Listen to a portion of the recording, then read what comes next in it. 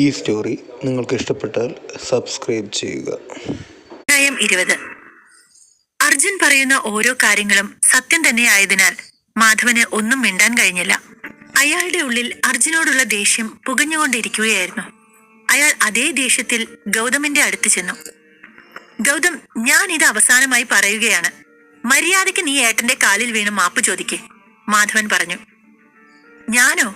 അതും ഇവളുടെ കുടുംബത്തിന്റെയും കാലിൽ വീഴാനോ? അതെന്തായാലും നടക്കില്ല അച്ഛാ, ഗൗതം തീർത്തു പറഞ്ഞു.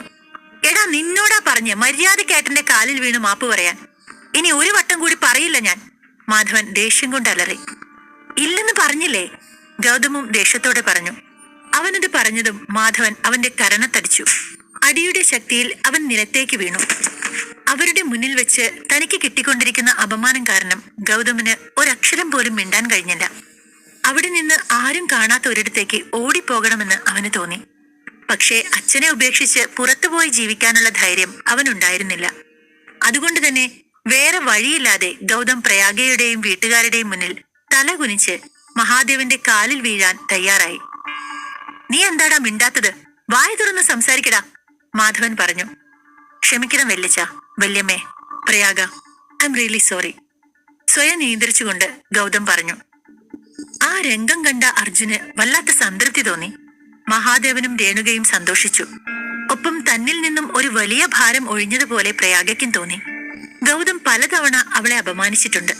തന്റെ കുടുംബത്തിനെതിരെയും അവൻ പല പ്രശ്നങ്ങളും സൃഷ്ടിച്ചിട്ടുണ്ട്. അവൻ തന്നെ ഇന്ന് തന്റെ അച്ഛന്റെ കാലിൽ വീണ് മാപ്പ് പറയുന്നു. ഇങ്ങനെ ഒരു ദിവസം വരുമെന്ന് അവൾ ഒരിക്കലും കരുതിയിരുന്നില്ല. സാരമില്ല ഗൗതം, ഇതെല്ലാം മറന്നേക്കേ. നമ്മളെല്ലാം പാലക്കൽ കുടുംബാംഗങ്ങളല്ലേ, മഹാദേവൻ ശാന്തമായി പറഞ്ഞു. സ്ഥിതിഗതികൾ സാധാരണ നിലയിലാക്കാൻ മഹാദേവൻ ഗൗതമിന് കൈകൊടുത്തു. വേണ്ട ഏട്ടാ, അവനെ സഹായിക്കണ്ട, മാധവൻ പറഞ്ഞു. മഹാദേവനും രേണുകയും പരസ്പരം നോക്കിക്കൊണ്ട് പ്രയാഗയെ നോക്കി. അവളും അവരെ നോക്കി ചിരിച്ചു. ആ വിടു മാധവ, അവൻ മാപ്പ് പറഞ്ഞില്ലേ, ഇനി എന്താ ഞങ്ങൾക്ക്? ഇവൻ എന്റെ അനിയന്റെ മകനല്ലേ എത്രയായാലും. അവനെ ജയിലിലേക്ക് അയക്കാൻ എനിക്കൊരു ഉദ്ദേശവുമില്ല, മഹാദേവൻ അങ്ങനെ പറഞ്ഞുകൊണ്ട് അവനെ പിടിച്ചെണീപ്പിച്ചു. താൻ വിചാരിച്ചത് നടന്നപ്പോൾ മാധവന് ഉള്ളിൽ സന്തോഷം തോന്നി. പക്ഷെ ആ സന്തോഷം മുഖത്ത് വരുത്താതിരിക്കാൻ അയാൾ പ്രത്യേകം ശ്രദ്ധിച്ചു. അതെ, സത്യമാണ്. എന്തെങ്കിലും ഉണ്ടെങ്കിൽ നമുക്ക് വ്യക്തിപരമായി സംസാരിക്കാം. എല്ലാറ്റിനും ഉപരിയായി ഈ വാർത്ത പുറത്തു വന്നാൽ നമ്മുടെ കുടുംബത്തിന്റെ മാനം നഷ്ടപ്പെടും. എല്ലാവരും നമ്മളെ നോക്കി ചിരിക്കും. നമ്മുടെ അച്ഛന്റെ ആത്മാവ് പോലും അത് കണ്ട് വിഷമിക്കും. പിന്നെ എനിക്കൊരു അപേക്ഷ കൂടിയുണ്ട്. നിങ്ങളുടെ കൈവശമുള്ള ആ തെളിവുകൾ എനിക്ക് തരണം, അയാൾ എളിമയോടെ ചോദിച്ചു. നീ എന്താ അനിയ അങ്ങനെ പറഞ്ഞത്? ഞങ്ങൾ ആ തെളിവുകൾ കൊണ്ട് നിന്നെയും കുടുംബത്തെയും നാണം കെടുത്തുവെന്ന് കരുതിയോ? ഞാനും നിന്റെ ഏട്ടനും അത്രയും മനസാക്ഷി ഇല്ലാത്തവരാണോ? ഇനി അങ്ങോട്ട് ഗൗതമിനെ നേർവഴി കാണിക്കേണ്ടത് അവന്റെ വല്യച്ഛൻ തന്നെയല്ലേ. അതുകൊണ്ട് ഞങ്ങൾ ചതിക്കുമോ എന്ന പേടിയൊന്നും വേണ്ട. മോളെ, അതെടുത്തു കൊടുക്ക്, രേണുക ആദ്യം മാധവനോട് പറഞ്ഞിട്ട് പ്രയാഗയെ നോക്കി. അല്പസമയം കഴിഞ്ഞ് പ്രയാഗ ഒരു പെൻഡ്രൈവ് മാധവന്റെ കയ്യിൽ കൊടുത്തു. ഇപ്പൊ സമാധാനമായി ഏട്ടാ. ഏട്ടത്തി, ഇനി ഒരിക്കലും ഇവനെ കൊണ്ട് ഒരു ബുദ്ധിമുട്ടും നിങ്ങൾക്കുണ്ടാവില്ല, അത് ഞാൻ ഉറപ്പു തരാം. അവനെ ഇനി ഞാൻ നോക്കിക്കൊള്ളാം, മാധവൻ ഉറപ്പോടെ പറഞ്ഞു. അങ്ങനെയെങ്കിൽ കൊള്ളാം, ഒരാക്കിയ ചിരിയോടെ രേണുക പറഞ്ഞു. മാധവൻ അത് മനസ്സിലായി. അയാളും തിരിച്ചങ്ങനെ തന്നെ ചിരിച്ചു. ശരി, എങ്കിൽ ഞങ്ങൾ ഇറങ്ങുവാ. ഒരുപാട് നേരമായില്ലേ വന്നിട്ട്. അവരോട് യാത്ര പറഞ്ഞിട്ട് അവരവിടെ നിന്നും ഇറങ്ങി. അവിടെ നിന്നും ഇറങ്ങിയതും ഇരുവരിലും ഉണ്ടായിരുന്ന പുഞ്ചിരി മാഞ്ഞു. ജീവിതത്തിൽ ഇന്നേ വരെ അനുഭവിക്കാത്ത അപമാനമാണ് അവിടെ വെച്ച് അവർ നേരിട്ടത്. അതിന്റെ പക രണ്ടുപേരുടെയും മനസ്സിൽ നിറഞ്ഞു. ഇതിനുള്ള പ്രതികാരം ചെയ്യാൻ തക്ക സമയത്തിനായി കാത്തിരിക്കാൻ തന്നെ അവർ തീരുമാനിച്ചു. അപ്പോഴും അർജുനോട് ദേഷ്യം തന്നെയായിരുന്നു രേണുകയ്ക്ക്. നോക്ക് ദേവേട്ട, അർജുൻ നമ്മൾ വിചാരിക്കുന്നത് പോലെ അത്ര പാവമൊന്നുമല്ല. ഇന്ന് അവൻ മാധവനോട് സംസാരിച്ച രീതി കണ്ടില്ലേ? എന്ത് തന്നെയായാലും അവൻ പ്രയാഗയ്ക്ക് ഒട്ടും ചേരാത്ത ആളാണ്. ഇപ്പോ ആണെങ്കിൽ അവൾ കമ്പനിയുടെ ചീഫ് ഡിസൈനർ ആണ്. അപ്പോൾ അവളുടെ ഭർത്താവിനും അതേ സ്റ്റാൻഡേർഡ് ഉണ്ടാവണ്ടേ? ഇവനെ എങ്ങനെയെങ്കിലും ഒന്ന് ഒഴിവാക്കണം.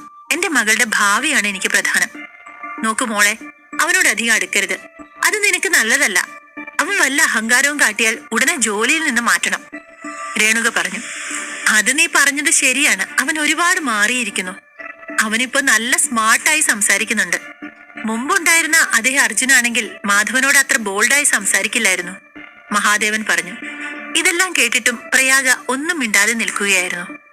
രേണുക പറഞ്ഞ കാര്യങ്ങളെ അവൾ പൂർണ്ണമായും എതിർത്തിരുന്നു. കമ്പനിയിലും എന്റെ പ്രോജക്റ്റിലും ഏറ്റവും കൂടുതൽ എന്നെ സഹായിച്ചത് അർജുനാണ്. സത്യത്തിൽ ഡയമണ്ട് കിങ്ങിന് ഇങ്ങനെ ഒരു ഭംഗി കിട്ടിയത് അവൻ കാരണമാണ്. അതുപോലെ അത് കാണാതായപ്പോൾ അവൻ പണം ചിലവഴിക്കുക മാത്രമല്ല ചെയ്തത്, അത് വീണ്ടെടുക്കാൻ വളരെയധികം പരിശ്രമിക്കുകയും ചെയ്തു. അമ്മയ്ക്ക് മാത്രം എന്താ ഇതൊന്നും മനസ്സിലാവാത്തത്?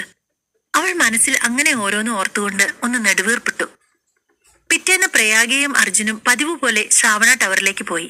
എക്സിബിഷൻ കാരണം കോർപ്പറേറ്റ് വേൾഡിൽ ശ്രാവണ ഗ്രൂപ്പിന്റെ ലെവൽ തന്നെ മാറി. അതിനാൽ എക്സിബിഷൻ വിജയിപ്പിച്ച ഓരോ ജീവനക്കാരനും കമ്പനി ബോണസ് നൽകി. അതുകൊണ്ട് തന്നെ എല്ലാവരും വളരെ സന്തോഷത്തിലും തിരക്കിലുമായിരുന്നു. മത്സരത്തിൽ പ്രയാഗ വിജയിച്ചതോടെ ഡയറക്ടർ ബോർഡ് ചീഫ് ഡിസൈനറായി പ്രയാഗയെ ഔദ്യോഗികമായി പ്രഖ്യാപിച്ചു. അവൾ ഉടൻ ചുമതലയേൽക്കുകയും ചെയ്തു. ഇതുവരെ പ്രയാഗയുടെ കുടുംബത്തെ പുച്ഛത്തോടെ കണ്ടിരുന്ന ചില ഓഹരി ഉടമകൾ ഇപ്പോൾ പ്രയാഗയെ ആകർഷിക്കാൻ നോക്കുകയാണ്. എല്ലാറ്റിനും ഉപരിയായി ഇപ്പോൾ ആ കമ്പനിയുടെ ഏറ്റവും വലിയ ഇൻകം സോഴ്സ് ആണവൾ. ഇന്ത്യയിലെ ഏറ്റവും മികച്ച ഡിസൈനായി ദി ഡയമണ്ട് കിങ് തിരഞ്ഞെടുക്കപ്പെട്ടു. അത് പ്രയാഗയ്ക്ക് ഒരു ബ്രാൻഡ് വാല്യൂവും പേരും കൊണ്ടുവന്നു. പിന്നെ രാഹുലിന്റെയും കാവ്യയുടെയും കാര്യം. ജ്വല്ലറി എക്സിബിഷനിൽ ഇത്രയും വലിയ അപമാനം നേരിട്ടതോടെ കമ്പനിയിൽ മുഖം കാണിക്കാനാകാതെയായി. അതുകൊണ്ട് തന്നെ അവർ രണ്ടുപേരും ഒരു നീണ്ട ലീവ് എടുത്ത് മാറി നിന്നു. അതുപോലെ കാവ്യയുടെ കീഴിൽ ജോലി ചെയ്യുന്ന എല്ലാ ഡിസൈനർമാരെയും മാറ്റി. ഇപ്പോൾ ഡിസൈനർ ഡിപ്പാർട്ട്മെന്റിന്റെ ഹെഡായതിനാൽ പ്രയാഗ അവളുടെ ഡിസൈനുകൾക്ക് അനുയോജ്യമായ പുതിയ ജീവനക്കാരെ നിയമിച്ചു. തന്റെ സ്വപ്ന സാക്ഷാത്കാരത്തിന്റെ സന്തോഷത്തിലാണ് പ്രയാഗ. അന്ന് ഉച്ചഭക്ഷണ സമയത്ത് ഓഫീസിൽ നിന്ന് പ്രയാഗയോട് പറഞ്ഞിട്ട് അർജുൻ പുറത്തേക്കിറങ്ങി. ഒരാൾ അവനെ കാത്തു നിൽക്കുന്നുണ്ടായിരുന്നു. അർജുനെ കണ്ടപാടെ അയാൾ വിനയത്തോടെ പറഞ്ഞു, നമസ്കാരം സാർ. സാർ വൃന്ദാവൻ കോളനിയിൽ ഒരു വില്ല ബുക്ക് ചെയ്തിട്ടുണ്ടായിരുന്നില്ലേ? അതുമായി ബന്ധപ്പെട്ട പ്രോസസ് എല്ലാം പൂർത്തിയായി. അയാൾ അത് പറഞ്ഞതും അർജുൻ ഒന്ന് ചിരിച്ചു. വില്ലയുടെ ജോലികൾ പൂർത്തിയായതിനാൽ സാറിനും ഫാമിലിക്കും ഉടനെ അങ്ങോട്ട് മാറാം. അവൻ പറഞ്ഞപ്പോൾ അർജുൻ ശരിയെന്ന മട്ടിൽ തലയാട്ടി. നിങ്ങളുടെ പേരെന്താണ്? അർജുൻ ചോദിച്ചു. സാർ, എന്റെ പേര് Mohankumar. Vrindavan real estate general മാനേജറാണ്. കഴിഞ്ഞ തവണ വില്ല കാണാൻ വന്നപ്പോൾ ഞങ്ങളുടെ സ്റ്റാഫ് സാറിനോട് അല്പം അശ്രദ്ധമായി പെരുമാറി. അയാൾക്ക് വേണ്ടി ഞാൻ ക്ഷമ ചോദിക്കുന്നു. മോഹൻ പറഞ്ഞു. ഇറ്റ്സ് ഓക്കെ, അവൻ പുഞ്ചിരിയോടെ പറഞ്ഞു. സാർ, ഞങ്ങളുടെ കമ്പനിയുടെ കീഴിൽ ഇപ്പോൾ പല വില്ലകളുടെയും ബിൽഡിംഗ്സിന്റെയും കൺസ്ട്രക്ഷൻ നടക്കുന്നുണ്ട്. സാറിന് താല്പര്യമുണ്ടോ? അയാൾ ചോദിച്ചു. ഇപ്പോൾ താല്പര്യമില്ല, ആവശ്യമുണ്ടെങ്കിൽ ഞാൻ നിങ്ങളെ വിളിക്കാം. അർജുൻ പറഞ്ഞതും അപ്പോൾ തന്നെ മോഹൻകുമാർ തന്റെ വിസിറ്റിംഗ് കാർഡ് നൽകി. സാറിന് റിയൽ എസ്റ്റേറ്റിൽ എന്താവശ്യമുണ്ടെങ്കിലും ഉടൻ എന്നെ വിളിച്ചാൽ മതി. സാറിന്റെ എല്ലാ വർക്ക്സും ഞാൻ പേഴ്സണലായി നോക്കിക്കൊള്ളാം, മോഹൻ പറഞ്ഞു. അർജുൻ ചെറുതായി പുഞ്ചിരിച്ചുകൊണ്ട് മോഹൻകുമാറിന് ഷേക്ക് ഹാൻഡ് നൽകിയിട്ട് അവിടെ നിന്നും പോയി. അർജുൻ തന്റെ കയ്യിലെ വില്ലയുടെ രേഖകൾ നോക്കി ഓഫീസിലേക്ക് കയറാൻ ഒരുങ്ങുമ്പോൾ അവന്റെ ഫോൺ റിംഗ് ചെയ്തു. പ്രയാഗയാണ് എന്ന് കണ്ടതും അവൻ ഫോൺ കോൾ അറ്റൻഡ് ചെയ്തു. അർജുൻ, താൻ ഹർഷനോട് കാർ റെഡിയാക്കാൻ പറയൂ. ഞാൻ താഴേക്ക് വരുവാ. അച്ഛനും അമ്മയ്ക്കും ഒപ്പം നമ്മളും ഇന്നൊരു ഡിന്നർ പാർട്ടിക്ക് പോകുന്നുണ്ട്, അവൾ പറഞ്ഞു. ഓ, എന്താ വിശേഷിച്ച്? അർജുൻ ചോദിച്ചു. അത് അച്ഛന്റെ ഫ്രണ്ട് ഒരു പുതിയ വീട് വാങ്ങി, അതിന്റെ പാർട്ടിയാണ്, പ്രയാഗ പറഞ്ഞു. അതാരാ? അർജുൻ ചോദിച്ചു. പരമേശ്വരൻ അങ്കിൾ. നിനക്കറിയാൻ വഴിയില്ല. അങ്കിളിന്റെ മകൾ ഒരു പയ്യനുമായി ഇഷ്ടത്തിലാണ്. അവനൊരു റിയൽ എസ്റ്റേറ്റ് കമ്പനിയുടെ മാനേജറാണ്. അവൻ ആ കുട്ടിക്ക് വേണ്ടി ഒരു പുതിയ വീട് വാങ്ങി, അതാണ്, പ്രയാഗ ചിരിയോടെ പറഞ്ഞു. ശരി, മനസ്സിലായി. ഞാൻ ഇപ്പോൾ തന്നെ എല്ലാം റെഡിയാക്കാം. അർജുൻ കോൾ കട്ട് ചെയ്ത് ഉടൻ തന്നെ ഹർഷനെ വിളിച്ച് കാർ റെഡിയാക്കാൻ പറഞ്ഞു. അന്ന് വൈകുന്നേരം 4 പേരും കാറിൽ നിന്നിറങ്ങി റെസ്റ്റോറന്റിനുള്ളിലേക്ക് നടന്നു. പ്രയാഗ അർജുനോട് സംസാരിക്കുകയായിരുന്നു. മഹാദേവന് രേണുകയും അവിടെ കണ്ടവരോടെല്ലാം പരിചയം പുതുക്കുന്ന തിരക്കിലായിരുന്നു. ഈ പരമേശ്വരൻ അങ്കിൾ ഞങ്ങളുടെ വീടിന്റെ തൊട്ടടുത്തായിരുന്നു പണ്ട് താമസിച്ചിരുന്നത്. ഏറെക്കുറെ ഞങ്ങളുടെ കുടുംബം അവരുടെ കുടുംബത്തിന്റെ അതേ ലെവലിലായിരുന്നു. പക്ഷെ മുത്തച്ഛൻ മരിച്ച ശേഷം വല്യച്ഛനും ഇളയച്ഛനും അച്ഛനെ ശ്രാവണയിൽ നിന്ന് പുറത്താക്കിയപ്പോൾ അങ്കിൾ ഞങ്ങളുമായുള്ള ബന്ധം പൂർണ്ണമായും വിട്ടതാണ്. പിന്നെ എവിടെ കണ്ടാലും കളിയാക്കുമായിരുന്നു. ഇപ്പൊ നോക്കിയേ, എനിക്ക് പുതിയ ജോലി കിട്ടി, അത് നമ്മുടെ കമ്പനിയിലെ ഏറ്റവും ഉയർന്ന പൊസിഷനിൽ. അതുകൊണ്ടാണ് അവർ നമ്മുടെ കുടുംബത്തെ മുഴുവൻ ഡിന്നറിന് വിളിച്ചത്. ഇനി ഇവരുടെ നാടകം കാണണമല്ലോ എന്നോർക്കുമ്പോൾ എനിക്ക് മടി പിടിക്കുന്നുണ്ട്, പ്രയാഗ നിഷ്കളങ്കമായി പറഞ്ഞു. അർജുൻ അവൾ പറയുന്നതെല്ലാം ശ്രദ്ധയോടെ കേട്ടുകൊണ്ട് നടന്നു. റെസ്റ്റോറന്റ് ഹാളിൽ കയറിയതും പരമേശ്വരൻ അവരെ സ്വീകരിച്ചു. അല്ല പ്രയാഗെ, ഈ അർജുൻ എപ്പോഴും നിന്റെ കൂടെയാണോ? പരമേശ്വരന്റെ ഭാര്യ അംബിക അതിശയത്തോടെ ചോദിച്ചു. അർജുൻ എപ്പോഴും പ്രയാഗയ്ക്കൊപ്പം തന്നെയാണുള്ളത്. അവൻ അവളുടെ അസിസ്റ്റന്റ് അല്ലേ, അതുകൊണ്ട് എപ്പോഴും കൂടെ തന്നെ ഉണ്ടാവും, രേണുക വിട്ടുകൊടുക്കാതെ പറഞ്ഞു. അതിനിടെ അവിടെ ഒരു ബ്ലാക്ക് ലക്ഷറി കാർ വന്നു നിന്നു. അത് കണ്ട് അംബികയുടെ മുഖം വിടർന്നു. ദേ നോക്കൂ, അതാണ് ജീവൻ, എന്റെ മകൾ സായുജിയുടെ ഭാവി വരൻ. നിങ്ങൾ ആരെങ്കിലും കണ്ടിട്ടുണ്ടോ? അവൻ എത്ര സുന്ദരനാണല്ലേ. അവൻ വന്ന കാർ കണ്ടോ? പ്രയാഗയുടെ കാറിന്റെ ഇരട്ടി വില വരും അവന്റെ കാറിന്. അവൻ വീണ്ടും അതുപോലെ ഒരെണ്ണം കൂടി വാങ്ങാനിരിക്കുകയാണ്. പൊങ്ങച്ചക്കാരിയായ അംബിക അവരോടായി പറഞ്ഞു. ജീവനും സായുജ്യയും അങ്ങോട്ടേക്ക് വന്നപ്പോൾ പരമേശ്വരനും അംബികയും അവരെ രേണുകയെയും ഫാമിലിയെയും പരിചയപ്പെടുത്തി കൊടുത്തു. പക്ഷേ ജീവൻ അവരോട് സംസാരിക്കാൻ അത്ര താല്പര്യം ഉണ്ടായിരുന്നില്ല. അവൻ ഈഗോ കാരണം മുഖം തിരിച്ചു വെച്ചു. ഫുഡ് കഴിക്കാൻ പോവാം, താല്പര്യമില്ലാത്ത രീതിയിൽ അവൻ പറഞ്ഞു. എങ്കിൽ രേണുകെ, നിങ്ങളും വാ, നമുക്ക് മുകളിലേക്ക് ഇരിക്കാം, അവിടെ പോയി ഡിന്നർ കഴിക്കാം. അംബിക അവരെ വിളിച്ചുകൊണ്ട് മുന്നോട്ട് നടന്നു. എന്തിനാ പോകുന്നിടത്തൊക്കെ ഇവനെയും കൂടെ കൊണ്ട് നടക്കുന്നത്? കുറച്ചു നേരം സന്തോഷമായി ഇരിക്കാന്ന് കരുതിയാ ഇങ്ങോട്ട് വന്നത്. അതിന് സമ്മതിക്കില്ല. രേണുക അർജുനെ നോക്കി അരോചകമായി പറഞ്ഞു. അമ്മ എന്താ എപ്പോഴും ഇങ്ങനെ അർജുനെ കുറ്റപ്പെടുത്തുന്നത്? അർജുൻ അമ്മയുടെ മരുമകനാണ്. മറ്റുള്ള വീട്ടുകാരെല്ലാവരും മരുമക്കളെ എങ്ങനെയാണ് സ്നേഹിക്കുന്നതെന്ന് അമ്മ കാണുന്നില്ലേ? അമ്മ മാത്രം എന്താ അർജുനെ ഒരു വില കൽപ്പിക്കാത്തത്? പ്രയാഗ ഈർഷ്യയോടെ പറഞ്ഞു. അത് കേട്ട് രേണുകയും പുച്ഛത്തോടെ മുഖം തിരിച്ചു. അർജുൻ, നീ ഇവിടെ ഇരുന്നോ? മോളെ ദേവേട്ട, വാ, നമുക്ക് മുകളിലേക്ക് പോകാം. രേണുക പറഞ്ഞതും പ്രയാഗ അവരെ രൂക്ഷമായി നോക്കി. അത് മനസ്സിലാക്കിയ രേണുക അവളുടെ അടുത്തേക്ക് ചെന്നു. അർജുനെ അവിടെയുള്ള എല്ലാവർക്കും ഇഷ്ടപ്പെടണമെന്നില്ല, അതുകൊണ്ടാ. അവനിവിടെ ഇരുന്നോട്ടെ, രേണുക പതിയെ പറഞ്ഞു. മതി രേണുകെ, അവൻ നമ്മുടെ മരുമകനാണ്. നിനക്ക് എങ്ങനെയാ അവനെക്കുറിച്ച് ഇങ്ങനെയൊക്കെ പറയാൻ കഴിയുന്നത്? കഴിക്കാൻ പോകുന്നുണ്ടെങ്കിൽ നമ്മൾ എല്ലാവരും ഒന്നിച്ചു തന്നെ പോകും, മഹാദേവൻ ശബ്ദം കനപ്പിച്ചുകൊണ്ട് പറഞ്ഞു. ആദ്യമായി തന്റെ ഭർത്താവ് പരസ്യമായി തന്നെ എതിർത്ത് പറഞ്ഞിരിക്കുന്നത് കണ്ട് രേണുകയ്ക്ക് വല്ലാത്ത അപമാനം തോന്നി. അതിന് കാരണക്കാരനായ അർജുനെ അവർ ദേഷ്യത്തോടെ നോക്കി. അധ്യായം 21. ഹായ് പ്രയാഗ, സുഖമാണ്? എത്ര നാളായി കണ്ടിട്ട്? കുറച്ചു നാളായി ഞാൻ ഔട്ട് ഓഫ് സ്റ്റേഷനാണ്. നിന്റെ വിവാഹം കഴിഞ്ഞു എന്നറിഞ്ഞു, സത്യമാണോ? സായുജ്യ അവളോട് ചോദിച്ചു. കാണാൻ വളരെയധികം സുന്ദരിയായ സായുജ്യ വ്യത്യസ്തമായ ഒരു മോഡേൺ ഡ്രസ്സായിരുന്നു ധരിച്ചിരുന്നത്. മോളെ, അവളുടെ വിവാഹം കഴിഞ്ഞോ എന്ന് ചോദിച്ചാൽ കഴിഞ്ഞു, ഇല്ലേ എന്ന് ചോദിച്ചാൽ ഇല്ല. അങ്ങനെയാണ് അവസ്ഥ. ദേ കണ്ടില്ലേ, അവിടെ ഇരിക്കുന്ന അവനാണ് രേണുകയുടെ മരുമോൻ, അംബിക കളിയാക്കിക്കൊണ്ട് പറഞ്ഞു. സായുജ്യ അർജുനെ ഒന്ന് നോക്കി. ഒരു വെള്ള ടീഷർട്ടും ജീൻസും ഇട്ട് കയ്യിലൊരു വാച്ച് പോലുമില്ലാതെ ഇരിക്കുന്ന അവനെ കണ്ടപ്പോൾ ഒരു സാധാരണക്കാരനെ പോലെ തോന്നി അവൾക്ക്. ഇത്തരമൊരു പരിപാടിയിൽ പങ്കെടുക്കേണ്ട യാതൊരു സ്റ്റാൻഡേർഡും അവനില്ലെന്ന് ആലോചിച്ച് അവൾ അവനെ പുച്ഛത്തോടെ നോക്കി. ഓ, അവൻ എന്താ ചെയ്യുന്നേ? സായുജ്യ ചോദിച്ചു. അവന് മുമ്പ് ഒരു ജ്യൂസ് കട ഉണ്ടായിരുന്നു, ഇപ്പോൾ പ്രയാഗയുടെ അസിസ്റ്റന്റ് ആയിട്ട് ജോലി ചെയ്യുന്നു, അംബിക ഒരു പരിഹാസത്തോടെ പറഞ്ഞു. അത് കേട്ടതും അവൾ ജീവനെ അഭിമാനത്തോടെ നോക്കി. തനിക്കൊരു പണക്കാരനായ ആളെ തന്നെയാണല്ലോ കിട്ടിയത് എന്നോർത്ത് ആശ്വസിച്ചു.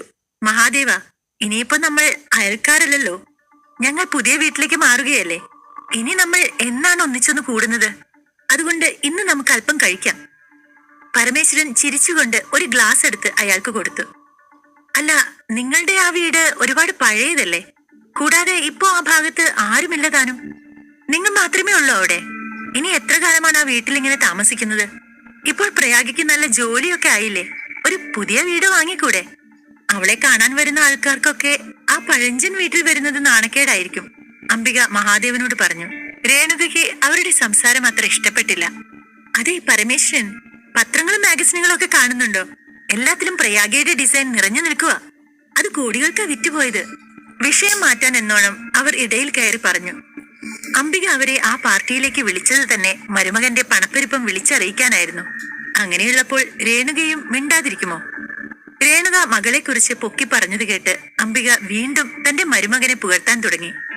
കേട്ടോ രേണുകെ, ഞങ്ങളുടെ മരുമകൻ ഞങ്ങൾക്ക് 80 ലക്ഷം രൂപയുടെ വില്ലയാണ് വാങ്ങിച്ചിരിക്കുന്നത്. അതും വൃന്ദാവൻ കോളനിയിലെ ഏറ്റവും ലക്ഷൂറിയസ് ആയിട്ടുള്ള ഒരു വില്ല.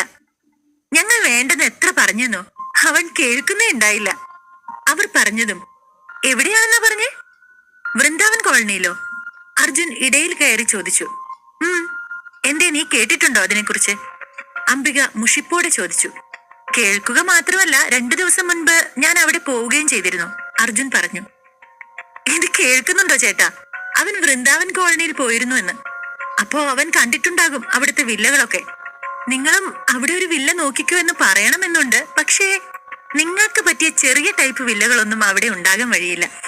അംബിക അത് പറഞ്ഞപ്പോൾ രേണുക അർജുനെ രൂക്ഷമായി നോക്കി. അവൻ അവിടെ പോയ കാര്യം പറഞ്ഞതുകൊണ്ടാണ് അംബിക വീണ്ടും തങ്ങളെ കൊച്ചാക്കിയത് എന്നോർത്താണ് അവർക്ക് ദേഷ്യം വന്നത്. അല്ല അർജുൻ, നീ എന്തിനാ വൃന്ദാവൻ കോളനിയിലേക്ക് പോയത്? ജീവൻ ചോദിച്ചു. ഞാനൊരു വില്ല വാങ്ങാൻ അവിടെ പോയതാണ്, അർജുൻ പറഞ്ഞു. എന്തോ വില്ല വാങ്ങാനോ? അവിടെയോ? എന്തിനാ അർജുൻ കള്ളം പറഞ്ഞ് എല്ലാവരുടെയും മുമ്പിൽ ഞങ്ങളെ നാണം കെടുത്തുന്നത്? രേണുക ദേഷ്യത്തോടെ അവനോട് ചോദിച്ചു. പ്രയാഗയ്ക്ക് ഇന്ന് നല്ലൊരു ജോലി ഉള്ളത് കൊണ്ടാണ് ഇതുപോലെയുള്ള ഒരു പാർട്ടിയിൽ ഇരിക്കാനുള്ള സ്റ്റാറ്റസ് ഉണ്ടായത്. ഇവൻ കള്ളത്തരമെല്ലാം പറഞ്ഞ് അത് ഇല്ലാതാക്കുമെന്ന് തോന്നുന്നു. രേണുക സ്വയം പിറുപിറുത്തു. നിനക്കൊന്നും മിണ്ടാതിരുന്നൂടെ? ദൈവത്തെ ഓർത്ത് ഞങ്ങളുടെ മാനം കെടുത്താൻ വേണ്ടി ഇനി വായ തുറന്നു പോകരുത്, രേണുക അർജുനോട് പതിയെ പറഞ്ഞു. നീയൊന്ന് അടങ്ങ് രേണുകയെ, അർജുൻ സംസാരിക്കട്ടെ, അംബിക രേണുകയെ തടഞ്ഞുകൊണ്ട് പറഞ്ഞു. ആ അർജുൻ, വൃന്ദാവൻ കോളനിയിൽ എവിടെയാണ് നീ വില്ല വാങ്ങിയത്? എത്ര സ്ക്വയർ ഫീറ്റ് ഉണ്ട്? ഇന്റീരിയർ എങ്ങനെയുണ്ട്? നന്നായിട്ടുണ്ടോ? അംബിക ചോദിച്ചു. സത്യം പറഞ്ഞാൽ അതിനിടെ ഞാൻ കുറച്ച് തിരക്കിലായിപ്പോയി, അതുകൊണ്ട് കാര്യങ്ങളൊന്നും വിശദമായി എനിക്ക് അറിയില്ല, അർജുൻ പറഞ്ഞു. എന്താ, നിനക്കറിയില്ലെന്നോ? നിങ്ങളുടെയൊക്കെ സ്റ്റാറ്റസ് അനുസരിച്ച് വൃന്ദാവൻ കോളനിയിൽ ഒരു വില്ല വാങ്ങാൻ പോകുന്നു എന്ന് കേൾക്കുന്നത് തന്നെ വലിയൊരു തമാശയാണ്. അതും പറഞ്ഞവർ രേണുകയുടെ നേരെ തിരിഞ്ഞു. കണ്ടില്ലേ രേണുകെ, എന്റെ മരുമകനും നിന്റെ മരുമകനും തമ്മിലുള്ള വ്യത്യാസം? എന്റെ മരുമോൻ ശരിക്കും ഒരു വലിയവൻ തന്നെയാണ്, അംബിക ചിരിച്ചുകൊണ്ട് പറഞ്ഞു. ആ സമയത്തിനായി കാത്തിരുന്ന ജീവൻ പോക്കറ്റിൽ കൈയിട്ട് അവന്റെ കാർഡ് എടുത്ത് അർജുന് നേരെ നീട്ടി. ഇതാണ് എന്റെ വിസിറ്റിംഗ് കാർഡ്. ഞാൻ സ്റ്റേറ്റ്സിൽ പഠിച്ച് അവിടെ വലിയ കമ്പനികളിലൊക്കെ വർക്ക് ചെയ്ത് ഈ അടുത്താണ് ഇന്ത്യയിൽ വന്നത്. ഇവിടെ എനിക്കൊരു വലിയ റിയൽ എസ്റ്റേറ്റ് കമ്പനിയിൽ ജനറൽ മാനേജറായി ജോലി ലഭിച്ചു. കൂടാതെ ആ കമ്പനിയിൽ എനിക്ക് പാർട്ട്ണർഷിപ്പും ഉണ്ട്. ഇപ്പോൾ എന്റെ റിയൽ എസ്റ്റേറ്റ് കമ്പനി സിറ്റിയിലെ നമ്പർ 1 കമ്പനിയാണ്, ജീവൻ പറഞ്ഞു. അവൻ അങ്ങനെ പറഞ്ഞപ്പോൾ രേണുകയുടെ മുഖം വല്ലാതെ മാറിപ്പോയിരുന്നു. അയൽപക്കക്കാരുടെ മരുമകൻ വലിയവനാണെന്നും തന്റെ വീട്ടിലുള്ളത് ഒരു പിച്ചക്കാരനാണെന്നും അവർക്ക് തോന്നി. തന്റെ മോളുടെ ജീവിതം ഇങ്ങനെ ആയിപ്പോയല്ലോ എന്നോർത്ത് അവർക്ക് വല്ലാത്ത നിരാശ തോന്നി. ജീവനല്ലല്ലോ വൃന്ദാവൻ റിയൽ എസ്റ്റേറ്റിന്റെ ജനറൽ മാനേജർ, അർജുൻ സംശയത്തോടെ പറഞ്ഞു. പിന്നെ അല്ലാതെ? അല്ലെങ്കിൽ ഒരു സാധാരണ ജ്യൂസ് കട നടത്തുന്ന നിനക്കെങ്ങനെയാ ഇത്ര വലിയ വൃന്ദാവൻ റിയൽ എസ്റ്റേറ്റിനെ കുറിച്ചൊക്കെ അറിയുന്നത്? അംബിക ചോദിച്ചു. ജീവൻ അത്ര വലിയൊരു കമ്പനിയിലെ ജനറൽ മാനേജർ ആണെങ്കിൽ എന്തിനാ അവനൊരു ലോ കോസ്റ്റ് വില്ല നിങ്ങൾക്കായി വാങ്ങിയത്? അർജുൻ ശാന്തമായി ചോദിച്ചു. അത് കേട്ട് ദേഷ്യത്തിൽ അംബിക ഇരുന്നിടത്തു നിന്ന് ചാടി എണീറ്റ് കയ്യിലിരുന്ന ഗ്ലാസ് നിലത്തെറിഞ്ഞു പൊട്ടിച്ചു. എന്നാ അർജുൻ, നിനക്ക് എന്തും പറയാമെന്നായോ? ഞങ്ങളുടെ മരുമോൻ ഞങ്ങൾക്കൊരു ലോ കോസ്റ്റ് വില്ല വാങ്ങിത്തന്നു എന്നാണോ നീ പറയുന്നത്? നിനക്ക് വാങ്ങാൻ കഴിയുമോ 80 ലക്ഷം രൂപയുള്ള ഒരു വില്ല? ദിവസം 500 രൂപയെങ്കിലും നിനക്ക് നിന്റെ ജ്യൂസ് കടയിൽ നിന്ന് കിട്ടാറുണ്ടോ? അതുപോലൊരു വീട്ടിൽ വാടകയ്ക്ക് താമസിക്കാൻ പോലും നിനക്കൊന്നും യാതൊരു അർഹതയുമില്ല, അവർ വീറോടെ പറഞ്ഞു. വൃന്ദാവൻ കോളനിയിലെ ഓരോ വീടിനും 1 കോടി രൂപയ്ക്ക് പുറത്തുണ്ട് വില. എന്നിട്ട് നിങ്ങളുടെ മരുമകൻ വാങ്ങിയത് 80 ലക്ഷം രൂപയുടെ വീടല്ലേ? അതുമാത്രമല്ല, ഇന്നുച്ചയ്ക്ക് ഞാൻ അവിടുത്തെ ജനറൽ മാനേജർ മോഹൻകുമാറിനെ കണ്ടതാണ്. അയാളുടെ പൊസിഷനിൽ അവിടെ വേറൊരു ജനറൽ മാനേജർ ഇല്ല, അർജുൻ പറഞ്ഞു. സ്വന്തമായി ഒന്നും ഉണ്ടാക്കാനോ കഴിവില്ല, എന്നിട്ട് മറ്റുള്ളവരുടെ കഴിവിൽ അസൂയപ്പെടുകയാണ്, ഒന്ന് പരുങ്ങിയ ജീവൻ ദേഷ്യത്തോടെ പറഞ്ഞു. നിന്നെ പോലൊരു യൂസ്ലെസ്സിനെ എങ്ങനെ ഈ പെൺകുട്ടി സഹിക്കുന്നു എന്ന് എനിക്ക് മനസ്സിലാകുന്നില്ല. ഒരു പെൺകുട്ടിക്ക് ഇഷ്ടപ്പെടാനുള്ള യാതൊരു ക്വാളിറ്റിയും നിനക്കില്ല. വിദ്യാഭ്യാസമോ സൗന്ദര്യമോ പണമോ വീടോ ഒന്നും നിനക്കില്ല. അവൾക്കൊരു ജോലി ഉള്ളത് കൊണ്ട് മാത്രം നീയും ജോലി ചെയ്ത് ജീവിച്ചു പോകുന്നു. അങ്ങനെയുള്ള നിനക്ക് എന്നെ പറ്റി പറയാൻ എന്ത് യോഗ്യതയാണുള്ളത്? ജീവൻ ദേഷ്യത്തോടെ പറഞ്ഞു. ഞാൻ അതിനൊന്നും പറഞ്ഞില്ലല്ലോ നിന്നെ. ശരിക്കും നീ എന്ത് ജോലിയാ ചെയ്യുന്നത്? അതൊന്ന് പറയൂ കേൾക്കട്ടെ, അർജുൻ പരിഹാസത്തോടെ അവനോട് ചോദിച്ചു. മിണ്ടാതിരിക്ക അർജുൻ, വെറുതെ പ്രശ്നം ഉണ്ടാക്കല്ലേ, രേണുക അവനോട് ദേഷ്യപ്പെട്ടു. ആന്റി അവന് തടയൊന്നും വേണ്ട, ജീവൻ ദേഷ്യത്തോടെ പറഞ്ഞു. രേണുക ദേഷ്യപ്പെട്ടതിനാൽ അർജുൻ പിന്നെ സംസാരിക്കാൻ താല്പര്യം കാണിച്ചില്ല. നിനക്ക് ചോദിക്കാനുള്ളത് നീ ചോദിക്കേ അർജുൻ, ജീവൻ പിന്നെയും അവനോട് ചോദിച്ചു. ശരി, നീയാണ് അവിടുത്തെ ജനറൽ മാനേജറെങ്കിൽ ഞാൻ മോഹൻകുമാറിനെ ഒന്ന് വിളിച്ചു ചോദിക്കട്ടെ. അദ്ദേഹത്തിന്റെ കാർഡ് എനിക്ക് തന്നിരുന്നു, അതിന് നമ്പറും ഉണ്ട്, അർജുൻ പുരികമുയർത്തിക്കൊണ്ട് അവനോട് ചോദിച്ചു. എന്താ, നിനക്ക് മോഹൻകുമാറിനെ അറിയുമോ? ജീവൻ പരിഭ്രമത്തോടെ ചോദിച്ചു. അർജുൻ മോഹൻകുമാറിനെ കുറിച്ച് പറഞ്ഞതും ജീവൻ അല്പമൊന്ന് ഭയന്നു. എങ്കിലും അവൻ ആ ഭയം മുഖത്ത് പ്രകടിപ്പിക്കാതെ നിന്നു. അവൻ വിഷയം മാറ്റാൻ ശ്രമിച്ചപ്പോൾ അർജുൻ വീണ്ടും ആ വിഷയത്തിലേക്ക് തന്നെ അവനെ കൊണ്ടുവന്നു. ആരാ മോനെ മോഹൻകുമാർ? അംബിക അവന്റെ മുഖത്തെ മാറ്റം ശ്രദ്ധിച്ചുകൊണ്ട് ചോദിച്ചു. അവന്റെ മുഖത്തെ ഈ മാറ്റം രേണുകയും ശ്രദ്ധിച്ചിരുന്നു. അല്ല, മോഹൻകുമാറാണ് ജനറൽ മാനേജർ എങ്കിൽ ജീവൻ ആരാണ്? ജീവൻ കള്ളം പറഞ്ഞതാണോ? കിട്ടിയ അവസരം പാഴാക്കാതെ രേണുകയും ചോദിച്ചു. ഏയ് നോ, ഞാൻ മോഹൻകുമാറിന്റെ താഴെയുള്ള അസിസ്റ്റന്റ് മാനേജറാണ്. സിറ്റിയിലെ ഒരു ബ്രാഞ്ച് നോക്കുന്നത് ഞാനാണ്. ജീവൻ പരിങ്ങിക്കൊണ്ട് പറഞ്ഞു. ശരിക്കും അവൻ ആ കമ്പനിയിലെ ഒരു ഡിപ്പാർട്ട്മെന്റിലെ അസിസ്റ്റന്റ് മാനേജർ മാത്രമാണ്. പക്ഷെ എല്ലാവരുടെയും മുന്നിൽ മാനം കളയാൻ മനസ്സിലാഞ്ഞിട്ടാണ് അവൻ വീമ്പിളക്കിയത്. ഇതിൽ എന്താണ് ജീവൻ പറഞ്ഞതിൽ കള്ളം? എന്നാൽ വിഷയം അതല്ല. നിങ്ങൾ രണ്ടുപേരും തമ്മിലുള്ള വ്യത്യാസത്തെക്കുറിച്ചാണ് നമ്മൾ ഇവിടെ പറയുന്നത്. അംബിക തന്റെ ജാള്യത മറയ്ക്കാൻ വേണ്ടി പരിഹാസത്തോടെ പറഞ്ഞു. അവളുടെ ദൃഷ്ടിയിൽ ജീവൻ സാമ്പത്തികമായി അർജുനേക്കാൾ ഉയർന്നതാണ്. അതുകൊണ്ട് തന്നെ എന്തൊക്കെയായാലും തന്റെ മരുമകൻ തന്നെയാണ് കേമൻ എന്ന് അവർ വിശ്വസിച്ചു. നിന്റെ സംസാരം കേട്ടാൽ നീയാണ് അവിടുത്തെ ജനറൽ മാനേജർ എന്ന് തോന്നുമല്ലോ. നീ കള്ളം പറയുകയാണെന്ന് എനിക്കറിയാം. സത്യത്തിൽ മിസ്റ്റർ മോഹൻകുമാർ ആരെയും നേരിട്ട് കാണാറില്ല. പിന്നെ എങ്ങനെയാണ് അയാളുടെ കാർഡ് നിന്റെ കയ്യിൽ വന്നത്? എനിക്കറിയാം. അദ്ദേഹത്തിന്റെ കാർഡ് നിനക്ക് എവിടെ നിന്നെങ്കിലും കിട്ടിയതായിരിക്കും. എന്നിട്ട് നീ ഇപ്പോൾ അദ്ദേഹത്തിന്റെ വലിയ പരിചയക്കാരനാണെന്ന് അഭിനയിക്കുകയാണ്. ജീവൻ അവനെ കുറ്റപ്പെടുത്തിക്കൊണ്ട് പറഞ്ഞു. അതെ ജീവ, ഈ അർജുൻ ഇത്രയും വലിയ ആളുകളുമായി കോണ്ടാക്ട് ചെയ്യുന്നുണ്ടെന്ന് പറഞ്ഞാൽ ആരാ വിശ്വസിക്കുക? അവൻ ആ കാർഡ് എവിടെ നിന്നെങ്കിലും കണ്ടെത്തിയിരിക്കണം. അല്ലെങ്കിൽ ആരുടെയെങ്കിലും കയ്യിൽ നിന്ന് കിട്ടിയതാവും, അംബിക പറഞ്ഞു. യഥാർത്ഥത്തിൽ എനിക്ക് മോഹൻകുമാറിനെ കുറിച്ച് കൂടുതൽ അറിയില്ല. കഴിഞ്ഞ തവണ ഞാൻ വൃന്ദാവൻ കോളനിയിൽ ഒരു വില്ല വാങ്ങിയപ്പോൾ അദ്ദേഹമാണ് എന്നെ സഹായിച്ചത്, അർജുൻ പറഞ്ഞു. നീ എന്താ അർജുൻ തമാശ പറയുകയാണോ? വൃന്ദാവൻ കോളനിയിൽ നീ വീട് വാങ്ങിയെന്നോ? അംബിക പരിഹസിച്ചു. അതെ, ഞാൻ അവിടെ ഒരു വീട് വാങ്ങി, അർജുൻ പറഞ്ഞു. താനെന്ത് നുണയാണോ ഈ പറയുന്നത്? നുണ പറയുന്നതിന് ഒരു പരിധിയില്ലേ? ജീവൻ കളിയാക്കി ചോദിച്ചു. രേണുക, നിന്റെ മരുമകൻ നുണയുടെ മേൽ നുണയാണ് പറയുന്നത്. നിനക്കും നിന്റെ മകൾക്കും ഇങ്ങനെ ഒരുത്തനെ എവിടുന്ന് കിട്ടി? അംബിക അതും പറഞ്ഞു ചിരിച്ചു. ഒന്ന് നിർത്ത് അർജുൻ, എന്തിനാ എല്ലാവരുടെയും മുന്നിൽ വെച്ച് നമ്മളെ നാണം കെടുത്തുന്നത്? രേണുക ദേഷ്യം കൊണ്ട് വിളിച്ചു പറഞ്ഞു. അർജുൻ കള്ളം പറഞ്ഞതാണെന്നാണ് എല്ലാവരും കരുതിയിരിക്കുന്നത്. ജീവനോട് മത്സരിക്കണമെന്ന് അർജുൻ കരുതിയതിൽ തെറ്റില്ല. പക്ഷെ തന്റെ നിലമറന്ന് ഇങ്ങനെ അഭിനയിക്കുന്നതൊന്നും നല്ലതല്ല. ഇങ്ങനെ വായിൽ തോന്നിയത് പൊങ്ങച്ചം പറഞ്ഞാൽ എല്ലാവരും ചിരിക്കും അർജുൻ. ശരി, നീ പറഞ്ഞതുപോലെ വൃന്ദാവൻ കോളനിയിൽ നീ വില്ല വാങ്ങിച്ചിരിക്കാം. ജനറൽ മാനേജർ മോഹൻകുമാർ നിന്നെ സഹായിച്ചും ഇരിക്കാം. എങ്കിൽ പിന്നെ നമുക്ക് ആ വീട് പോയി കണ്ടാലോ? അംബിക പറഞ്ഞു. മഹാദേവന്റെയും രേണുകയുടെയും മുഖം ഇരുണ്ടു. രണ്ടുപേരും അർജുനെ ദേഷ്യത്തോടെ നോക്കി. ഈ അവസ്ഥയെ എങ്ങനെ നേരിടും എന്ന ഭയത്തിലാണ് ഇവർ. ഇറ്റ്സ് ഓക്കെ ആന്റി, ഇപ്പോഴല്ല, നമുക്ക് മറ്റൊരിക്കൽ പോകാം, പ്രയാഗ പറഞ്ഞു. അവൾ ആ സന്ദർഭത്തിൽ നിന്നും രക്ഷപ്പെടാൻ വേണ്ടി ഇടപെടുകയായിരുന്നു. ഇല്ല, ഇപ്പൊ തന്നെ നമുക്ക് പോകണം. നീ വന്നില്ലെങ്കിൽ ഇനി ഞാൻ നിന്നോട് മിണ്ടില്ല. അർജുന് ശരിക്കും അവിടെ ഒരു വീടുണ്ടെങ്കിൽ ഇനി മുതൽ നമ്മൾ വീണ്ടും അയൽവാസികളായിരിക്കും. വാ, നമുക്കത് കണ്ടിട്ട് വരാം. അംബിക ചിരിച്ചുകൊണ്ട് എഴുന്നേറ്റു. മഹാദേവനും രേണുകയും പ്രയാഗയും എന്ത് ചെയ്യണമെന്നറിയാതെ അന്തിച്ചു നിന്നു. അംബിക പോകണമെന്ന് നിർബന്ധിച്ചതുകൊണ്ട് മറ്റു വഴികളില്ലാതെ എല്ലാവരും എഴുന്നേറ്റു. പ്രയാഗ, എന്തിനാ അർജുന ഡിന്നറിന് വിളിച്ചുകൊണ്ടുവന്നത്? ഇപ്പൊ കണ്ടോ അവർ എന്തൊക്കെയാണ് ചെയ്യുന്നതെന്ന്? രേണുക ദേഷ്യത്തോടെ പറഞ്ഞുകൊണ്ട് മഹാദേവന്റെ കൂടെ റെസ്റ്റോറന്റിൽ നിന്നും പുറത്തേക്കിറങ്ങി. അർജുൻ, നീ ശരിക്കും വൃന്ദാവൻ കോളനിയിൽ ഒരു വില്ല വാങ്ങിയോ? പ്രയാഗ സംശയത്തോടെ ചോദിച്ചു. അർജുൻ മറുപടി ഒന്നും പറയാതെ പുഞ്ചിരിച്ചു. പ്രയാഗയ്ക്ക് ആകെ ആശയക്കുഴപ്പമായി. ഉടനെ തന്നെ അവരെല്ലാവരും കൂടി കാറിൽ യാത്ര തുടങ്ങി. അധ്യായം 22. അരമണിക്കൂർ യാത്രയ്ക്ക് ശേഷം അവർ വൃന്ദാവൻ കോളനിയിലേക്ക് എത്തി. എല്ലാവരും കാറിൽ നിന്നിറങ്ങി ചുറ്റും നോക്കി. ഗാർഡനും സ്വിമ്മിംഗ് പൂളും ഒക്കെയായി അവിടെയുള്ള വില്ലകളെല്ലാം പ്രൗഢവും മനോഹരവുമായിരുന്നു. അർജുൻ കാറിൽ ചാരി നിന്നുകൊണ്ട് എല്ലാവരെയും നോക്കി. നോക്ക് രേണുക, അത് കണ്ടോ? അതാണ് ഞങ്ങളുടെ പുതിയ വീട്. ഒരു ദിവസം മുഴുവൻ കണ്ടാലും മതിയാവില്ല, അത്രയും വലുതാ. അംബിക ഒരു വില്ല കാണിച്ചുകൊണ്ട് പറഞ്ഞു. ആ വീട് നോക്കി നിൽക്കെ മഹാദേവനും രേണുകയും മുഖത്തൊരു പുഞ്ചിരി വരുത്താൻ ശ്രമിച്ചു. വീട് നന്നായിട്ടുണ്ട് അംബികെ. നിന്റെ മരുമോൻ എന്തായാലും വില കൂടിയ വീട് തന്നെയാ നിങ്ങൾക്ക് വാങ്ങിയേ, രേണുക അംബികയോട് പറഞ്ഞു. എന്നിട്ട് നിങ്ങളുടെ മരുമകൻ പറഞ്ഞതെന്താ? ഞങ്ങളുടെ വീട് ഒരു ലോ കോസ്റ്റ് വീടാണെന്നല്ലേ? അംബിക അല്പം അഹങ്കാരത്തോടെ ചോദിച്ചു. അത് വിട്ടേക്ക്, അവൻ പറഞ്ഞത് മൈൻഡ് ചെയ്യണ്ട, മഹാദേവൻ പറഞ്ഞു. എവിടെയാ അർജുൻ നീ വാങ്ങിച്ച വീട്? നമുക്ക് അങ്ങോട്ട് പോകാം.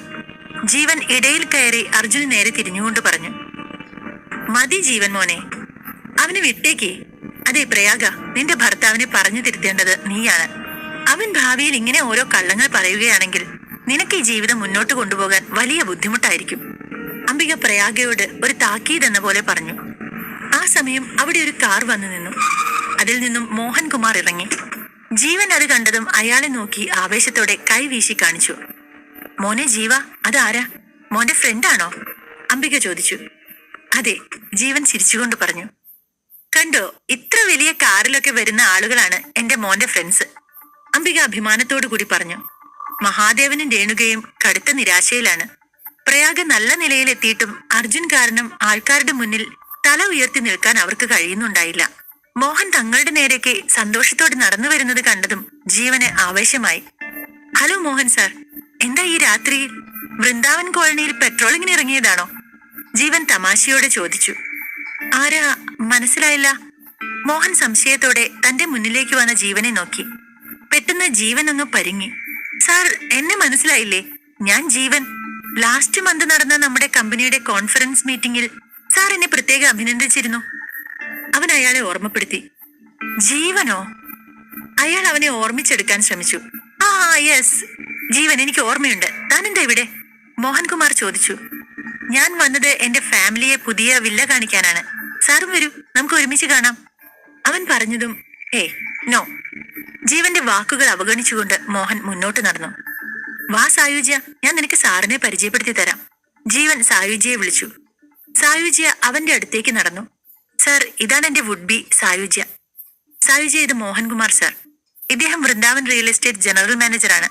ഒരു വലിയ പണക്കാരനാണ്. ജീവൻ അഭിമാനത്തോടു കൂടി പറഞ്ഞു. നമസ്കാരം, ഞാൻ സാറിനെ കുറിച്ച് ഒരുപാട് കേട്ടിട്ടുണ്ട്. ഇന്ന് സാറിനെ ഇവിടെ വെച്ച് കാണാൻ കഴിഞ്ഞതിൽ വളരെയധികം സന്തോഷം. സായുജ്യ വിനയത്തോടെ പറഞ്ഞുകൊണ്ട് അയാൾക്ക് നേരെ കൈ നീട്ടി. പക്ഷെ മോഹൻ അവൾക്ക് കൈ നൽകിയതുമില്ല, അവളുടെ വാക്കുകളെ കേട്ടതായി ഭാവിച്ചതുമില്ല.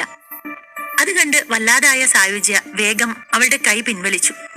അർജുൻ, നീയല്ലേ പറഞ്ഞത് നിനക്ക് ഞങ്ങളുടെ സാറിനെ നന്നായി അറിയാം, ഇവിടുത്തെ വില്ല വാങ്ങിയപ്പോൾ സാർ തന്നെയാണ് നിനക്ക് എല്ലാ ഫോർമാലിറ്റീസും തീർത്തു തന്നതെന്നൊക്കെ? ജീവൻ അർജുനെ നോക്കിക്കൊണ്ട് ചോദിച്ചു. പെട്ടെന്ന് തന്നെ അവൻ മോഹൻകുമാറിന് നേരെ തിരിഞ്ഞുകൊണ്ട് പറഞ്ഞു. ഇയാൾ പറയുകയാണ് സാറിനെ അയാൾക്ക് നന്നായി അറിയാമെന്നും സാറാണ് ഇയാളെ സഹായിച്ചതെന്നും. ജീവൻ അർജുനെ മോശക്കാരനാക്കാൻ വേണ്ടി അയാളോട് പറഞ്ഞു.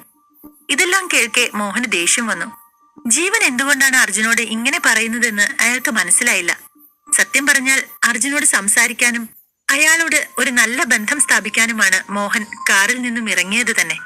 അതിനിടയിലാണ് ഈ ജീവൻ കയറി അതും ഇതുമൊക്കെ പറഞ്ഞ് അയാളെ തടസ്സപ്പെടുത്തിക്കൊണ്ടിരിക്കുന്നത്. അർജുൻ, എന്താ നോക്കി നിൽക്കുന്നത്? ഞാൻ പറഞ്ഞതിന്റെ അർത്ഥം മനസ്സിലായില്ലേ? സാറിനോട് മാപ്പ് പറയും. ജീവൻ അധികാരഭാവത്തിൽ അർജുനോട് പറഞ്ഞു. നിർത്തടോ. സഹികെട്ട് മോഹൻ പറഞ്ഞതും ജീവൻ ഞെട്ടിപ്പോയി. താൻ ആരോടായി സംസാരിക്കുന്നത് എന്നറിയാമോ? മോഹൻ ജീവനോട് ദേഷ്യപ്പെട്ടു. ജീവൻ ആകെ ആശയക്കുഴപ്പത്തിലായി. കാരണം മോഹൻ എന്തിനാ അവനോട് ദേഷ്യപ്പെടുന്നത് എന്ന് അവന് മനസ്സിലായില്ല. Hello Arjun sir. മോഹൻ എന്നിട്ട് ഭവ്യതയോടെ അർജുന് കൈകൊടുത്തു. ഹേയ് മോഹൻ. അർജുനും തിരിച്ചു കൈകൊടുത്തു. എന്തൊക്കെയാ ഇവിടെ നടക്കുന്നത്? എന്തിനാ മോഹനെ പോലെ വലിയ ഒരാൾ അർജുനെ സാറെന്നൊക്കെ വിളിക്കുന്നത്? എല്ലാവരും അത്ഭുതത്തോടെ ചിന്തിച്ചു. അർജുൻ സാർ, ഇത് ജീവനാണ്, ഞങ്ങളുടെ കമ്പനിയിലെ ഒരു എംപ്ലോയി. അവന് ആളുകളോട് എങ്ങനെയാ പെരുമാറേണ്ടത് എന്നൊന്നും അറിയില്ല. ഇനി ഇങ്ങനെ ഉണ്ടാവാതെ ഞാൻ സൂക്ഷിച്ചോളാം, മോഹൻ പറഞ്ഞു. നിങ്ങളുടെ കമ്പനിയിലെ ഒരാൾ പോലും ആരോടും മര്യാദയ്ക്ക് സംസാരിക്കില്ലേ? ഇന്നലെ മറ്റൊരാൾ, ഇന്ന് ഇയാൾ. അർജുൻ ശബ്ദം കനപ്പിച്ച് ചോദിച്ചു. അർജുന്റെ ചോദ്യം കേട്ട് മോഹന്റെ മുഖം ആകെ വിളറി വെളുത്തുപോയി. അർജുൻ ഒരു നിസ്സാരക്കാരനല്ലെന്ന് മോഹന് ഇതിനോടകം തന്നെ മനസ്സിലായിരുന്നു. അർജുൻ സാർ, ഈ ഒരു തവണ ക്ഷമിക്കണം. നല്ല ക്വാളിഫിക്കേഷൻസ് ഉള്ള ആളുകളെ തന്നെയാ ഞങ്ങൾ കമ്പനിയിലേക്ക് തിരഞ്ഞെടുക്കുന്നത്. പക്ഷെ എന്തുകൊണ്ടോ ഇവിടെ ഒരു തെറ്റ് പറ്റിപ്പോയി. ക്ഷമിക്കണം സാർ. ഇനിയൊരിക്കലും ഇത്തരം ആളുകളെ കമ്പനിയിലേക്ക് എടുക്കില്ല. മോഹൻ നെറ്റിയിലെ വിയർപ്പ് തുടച്ചുകൊണ്ട് അവനോട് പറഞ്ഞു. സാർ എന്തിനാ ഇതുപോലുള്ള അവന്മാരോടൊക്കെ മാപ്പ് ചോദിക്കാൻ നിൽക്കുന്നത്? ജീവൻ ചോദിച്ചു. ഷട്ടപ്പ് ജീവൻ. നിനക്കൊരിക്കലും കസ്റ്റമേഴ്സിനോട് എങ്ങനെ പെരുമാറണമെന്ന് അറിയില്ലേ? നിന്നെ ഈ നിമിഷം ഡിസ്മിസ് ചെയ്യുകയാണ് ഞാൻ. ഇനി നീ കമ്പനിയിലേക്ക് വരേണ്ട ആവശ്യമില്ല. ഞാൻ ഇപ്പോൾ തന്നെ എന്റെ PAയോട് വിളിച്ചറിയിക്കും. കമ്പനി ലിസ്റ്റിൽ നിന്നും നിന്റെ പേര് റിമൂവ് ചെയ്യാനായി. മോഹൻ വളരെയധികം ദേഷ്യത്തോടെ പറഞ്ഞു. എന്താ സാർ, അതിന് മാത്രം ഞാൻ എന്ത് തെറ്റാ ചെയ്തേ? ജീവൻ വെപ്രാളത്തോടെ ചോദിച്ചു. മോഹൻ അവനെ ദേഷ്യത്തോടെ നോക്കി. ഇപ്പോഴും നിനക്ക് മനസ്സിലായിട്ടില്ലേ നീ എന്ത് തെറ്റാ ചെയ്തതെന്ന്? നിന്നെ ഈ കമ്പനിയിൽ നിന്നും ഡിസ്മിസ് ചെയ്തിരിക്കുകയാണ്. കമ്പനി നിനക്കൊരു ലക്ഷറി കാറും പിന്നെ വൃന്ദാവൻ കോളനിയിൽ തന്നെ ഒരു വില്ലയും തന്നിരുന്നില്ലേ? അതെല്ലാം ഞാൻ ഇപ്പൊ തിരിച്ചെടുക്കുകയാണ്. അതിന്റെ രണ്ടിന്റെയും കീ തരൂ. അയാൾ ദേഷ്യത്തോടെ പറഞ്ഞതും ജീവന്റെ മുഖം ആകെ വിളറിപ്പോയിരുന്നു. മോഹൻ സാർ എന്തുകൊണ്ടാ എന്നോട് ഇത്രയും ദേഷ്യപ്പെടുന്നത്? ഞാൻ അതിന് എന്ത് തെറ്റാ ചെയ്തത്? എല്ലാത്തിനും കാരണം അർജുനാണ്. പക്ഷെ അവനെ എന്തിനാ മോഹൻ സാർ ഇങ്ങനെ ഭയക്കുന്നത്? അവന് അത്രയും വലിയ പവർഫുൾ ആണോ? ജീവൻ മനസ്സിൽ ആലോചിച്ചു. പക്ഷേ ഇങ്ങനെ നിന്നാൽ എല്ലാം കയ്യിൽ നിന്ന് പോകുമെന്ന് കരുതി അവൻ വേഗം മോഹന്റെ അടുത്തേക്ക് ചെന്നു. സാർ, എന്തൊക്കെയായി ചെയ്യുന്നത്? അവൻ വീണ്ടും ചോദിച്ചു. എന്താ താൻ എന്നെ ചോദ്യം ചെയ്യുകയാണോ? എന്റെ കമ്പനിയിലെ ഒരു ചെറിയ ബ്രാഞ്ചിലെ മാനേജർ മാത്രമാണ് താൻ. മര്യാദയ്ക്ക് കാറിന്റെയും വില്ലയുടെയും കീ എന്റെ കയ്യിൽ തരൂ. തിരിച്ചിങ്ങോട്ട് ഒന്നും ചോദിക്കണ്ട, മോഹൻ ദേഷ്യത്തോടെ പറഞ്ഞു. ജീവൻ നാണക്കേടിന്റെ പടുകുഴിയിലേക്ക് വീണു. അവൻ 2 കീയും മോഹന്റെ കയ്യിലേക്ക് ഏൽപ്പിച്ചു. ഇതെല്ലാം കണ്ട് ചിരിയടക്കി പിടിച്ചു നിൽക്കുകയായിരുന്നു രേണുക. അയ്യോ അംബികെ, ആ കാറും വില്ലയും നിന്റെ മരുമോന്റെതല്ലേ അപ്പോ? രേണുക കളിയാക്കി ചോദിച്ചു. അംബികയുടെ മുഖം നാണക്കേട് കൊണ്ട് ചുളിഞ്ഞു. അർജുൻ സാറേ, ഇത് ആക്സിഡന്റലി സംഭവിച്ചൊരു കാര്യമാണ്. ദയവ് ചെയ്ത് ഇതൊരു വലിയ പ്രശ്നമാക്കരുത്. കമ്പനിയുടെ ഭാഗത്തു നിന്നും ഇങ്ങനെ ഒരു തെറ്റ് ഇനി ഒരിക്കലും ഉണ്ടാവില്ല, പ്ലീസ്. മോഹൻ ഒരു അഭ്യർത്ഥനയോടെ പറഞ്ഞു. ഇറ്റ്സ് ഓക്കെ, അർജുൻ പറഞ്ഞു. Thank God. ഇപ്പോഴാ എന്റെ ശ്വാസം നേരെ വീണത്, മോഹൻ മനസ്സിൽ പറഞ്ഞു. ഓക്കെ മോഹൻ, നെക്സ്റ്റ് വില്ലയെ പറ്റി പ്ലാൻ ചെയ്യുമ്പോൾ കാണാം, അർജുൻ അതും പറഞ്ഞ് അയാൾക്ക് ഷേക്ക് ഹാൻഡ് നൽകി. ഓക്കെ സാർ, താങ്ക് യു എന്ന് പറഞ്ഞ് തിരിച്ച് ഷേക്ക് ഹാൻഡ് നൽകിക്കൊണ്ട് മോഹൻ കാറിൽ കയറി യാത്രയായി. പ്രയാഗ, എങ്കിൽ നമുക്ക് പോകാം, അർജുൻ ചോദിച്ചു. എങ്ങോട്ട്? അവൾ ചോദിച്ചു. വേറെ എങ്ങോട്ട്, നമ്മുടെ വില്ലയിലേക്ക്, അർജുൻ ചിരിയോടെ പറഞ്ഞുകൊണ്ട് മുന്നോട്ട് നടന്നു. ഒന്നും മനസ്സിലാകാതെ പ്രയാഗയും മഹാദേവനും രേണുകയും അവന്റെ പുറകെ നടന്നു. അവർ ഒരുമിച്ച് പുതിയ വില്ലയ്ക്കുള്ളിൽ കയറി. അവൻ വാങ്ങിയ വില്ല കണ്ടതും അംബികയും കുടുംബവും പതുക്കെ അവിടെ നിന്നും മാറിക്കളഞ്ഞു. എനിക്ക് ചിരി സഹിക്കാൻ പറ്റുന്നില്ല. അംബികയുടെയും കുടുംബത്തിന്റെയും അഹങ്കാരം ഇതോടെ തീർന്നു കിട്ടിയല്ലോ. ഓ, എന്തൊക്കെയായിരുന്നു അവളുടെ പ്രകടനം, രേണുക ചിരിയോടെ പറഞ്ഞു. മഹാദേവനും അതിൽ ചെറുതല്ലാത്തൊരു സന്തോഷമുണ്ടായിരുന്നു. അർജുൻ പുതിയൊരു കാർ വാങ്ങി, ഇപ്പോൾ ഇതാ ഒരു വീടും വാങ്ങി. അവൻ നമ്മുടെ കുടുംബത്തിന് നന്നായി തന്നെ നോക്കുന്നുണ്ട്, മഹാദേവൻ ആലോചിച്ചു. അച്ഛാ, അമ്മേ, നിങ്ങൾക്കിപ്പോൾ സന്തോഷമായില്ലേ? ഇതിനെല്ലാം കാരണം അർജുനാണ്. അതുകൊണ്ട് ഇനി ഒരിക്കലും അർജുനെ തരം താഴ്ത്തി സംസാരിക്കരുത്, മനസ്സിലായല്ലോ? പ്രയാഗ അച്ഛനും അമ്മയ്ക്കും താക്കീത് നൽകി. അതിന് പ്രത്യേകിച്ച് മറുപടിയൊന്നും അവർ നൽകിയില്ല. അല്ല, നിനക്കെങ്ങനെയാ മോഹൻകുമാറിനെ അറിയുന്നത്? രേണുക അർജുനെ നോക്കിക്കൊണ്ട് ചോദിച്ചു. ഞാൻ ഈ വില്ല വാങ്ങിക്കാൻ വന്നപ്പോഴാണ് മോഹൻകുമാറിനെ പരിചയപ്പെട്ടത്, അർജുൻ പറഞ്ഞു. കണ്ടിട്ട് നിനക്ക് അയാളുമായി വളരെ നല്ല അടുത്ത ബന്ധമുണ്ടെന്നാണല്ലോ തോന്നിയത്. നിന്നെ ഇൻസൾട്ട് ചെയ്തതുകൊണ്ടല്ലേ അയാൾ ജീവനെ പുറത്താക്കിയത്? രേണുക വീണ്ടും ചോദിച്ചു. അതവരുടെ കമ്പനി റൂളായിരിക്കും. കസ്റ്റമേഴ്സിനോട് മോശമായി പെരുമാറുന്നത് ആരാണെങ്കിലും അവരെ കമ്പനി പുറത്താക്കുമായിരിക്കും, അർജുൻ പറഞ്ഞു. എനിക്കത് എന്തായാലും അത്രയ്ക്ക് അങ്ങോട്ട് വിശ്വാസം വന്നിട്ടില്ല അർജുൻ. നിന്നെ കൊണ്ട് ഇതൊക്കെ വാങ്ങാൻ കഴിയുമെന്ന് ആരെങ്കിലും കഴിയും?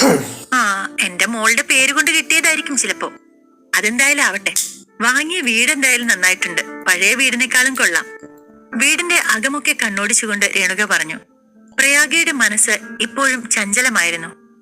അർജുൻ എവിടെ നിന്നാണ് ഇത്രയും കാശ് കിട്ടിയത്? ആദ്യം അവൻ കാറ് വാങ്ങി, ഇപ്പൊ ഒരു വീട് വാങ്ങി. എന്താ ഇവിടെ നടക്കുന്നത്? അവൾ സംശയത്തോടെ ചിന്തിച്ചു. നീ ഈ വീട് കണ്ടിട്ടില്ലല്ലോ മോളെ, വാ നമുക്കിതെല്ലാം ഒന്ന് ചുറ്റിക്കറങ്ങി കാണാം. ഇതിനിടെ രേണുക പ്രയാഗയെ വിളിച്ചു. അവൾ അച്ഛനും അമ്മയ്ക്കും ഒപ്പം വീട് മുഴുവൻ ചുറ്റിക്കറങ്ങി കണ്ടു. അവർക്കെല്ലാവർക്കും വീട് ഒരുപാട് ഇഷ്ടമായി. വീട് കണ്ടു കഴിഞ്ഞ ശേഷം എല്ലാവരും ഹാളിലെ സോഫയിൽ വന്നിരുന്നു. അർജുൻ, ഈ വീടിന് എന്ത് വില വന്നു? മഹാദേവൻ ചോദിച്ചു. ഏകദേശം 1 കോടി രൂപയോളം വന്നു, അർജുൻ പറഞ്ഞു. നമുക്ക് വേഗം തന്നെ പഴയ വീട്ടിലെ സാധനങ്ങളെല്ലാം ഷിഫ്റ്റ് ചെയ്ത് ഇങ്ങോട്ട് താമസം മാറണം, മഹാദേവൻ പറഞ്ഞു. നോക്ക് മോളെ, അർജുൻ വീട് വാങ്ങിയിരിക്കുന്നത് നിന്റെ പണം ഉപയോഗിച്ചാവും. അതുകൊണ്ട് ആധാരമെല്ലാം നിന്റെ പേരിലാണോ എന്ന് ഉറപ്പിക്കണം, രേണുക മകളെ ഉപദേശിച്ചു.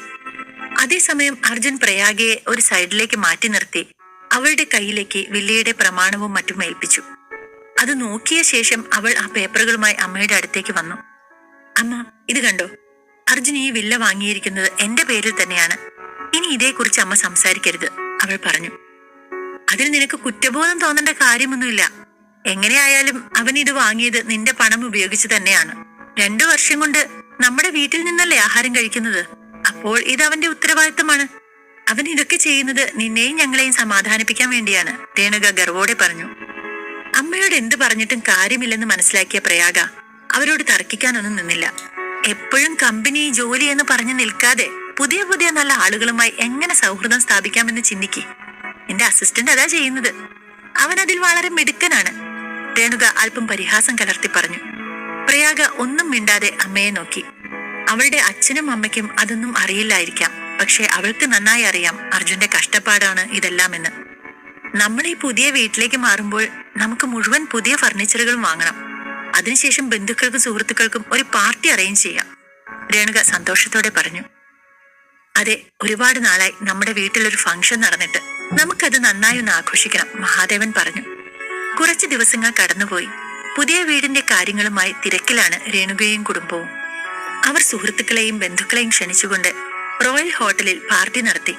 അർജുൻ ചടങ്ങിന് പോയി എല്ലാത്തിനും മുന്നിൽ നിന്നുവെങ്കിലും അവിടെ ആരും അവനെ കാര്യമാക്കിയില്ല. അന്ന് വൈകുന്നേരം അർജുൻ വീട്ടിൽ വന്ന് മെഡിറ്റേഷൻ ചെയ്തുകൊണ്ടിരിക്കുമ്പോൾ അവന്റെ മൊബൈൽ റിംഗ് ചെയ്തു.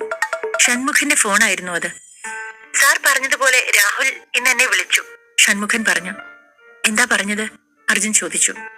അയാൾ പറഞ്ഞത് ചെയ്താൽ കഴിഞ്ഞ തവണത്തേക്കാൾ കൂടുതൽ പണം തരാം, നമുക്ക് നേരിൽ കണ്ട് സംസാരിക്കാമെന്ന് പറഞ്ഞു സർ, ഷൺമുഖൻ പറഞ്ഞു.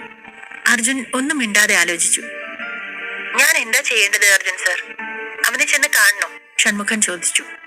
വേണ്ട, നീ നിന്റെ ജോലി നോക്ക്, അവന്റെ കാര്യം ഞാൻ നോക്കിക്കൊള്ളാം, അർജുൻ പറഞ്ഞു.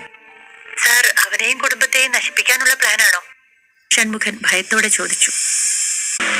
അധ്യായം 23. രാഹുലിന്റെ കുടുംബം നഗരത്തിലെ തന്നെ വലിയ പാരമ്പര്യമുള്ള ഒരു കുടുംബമാണ്.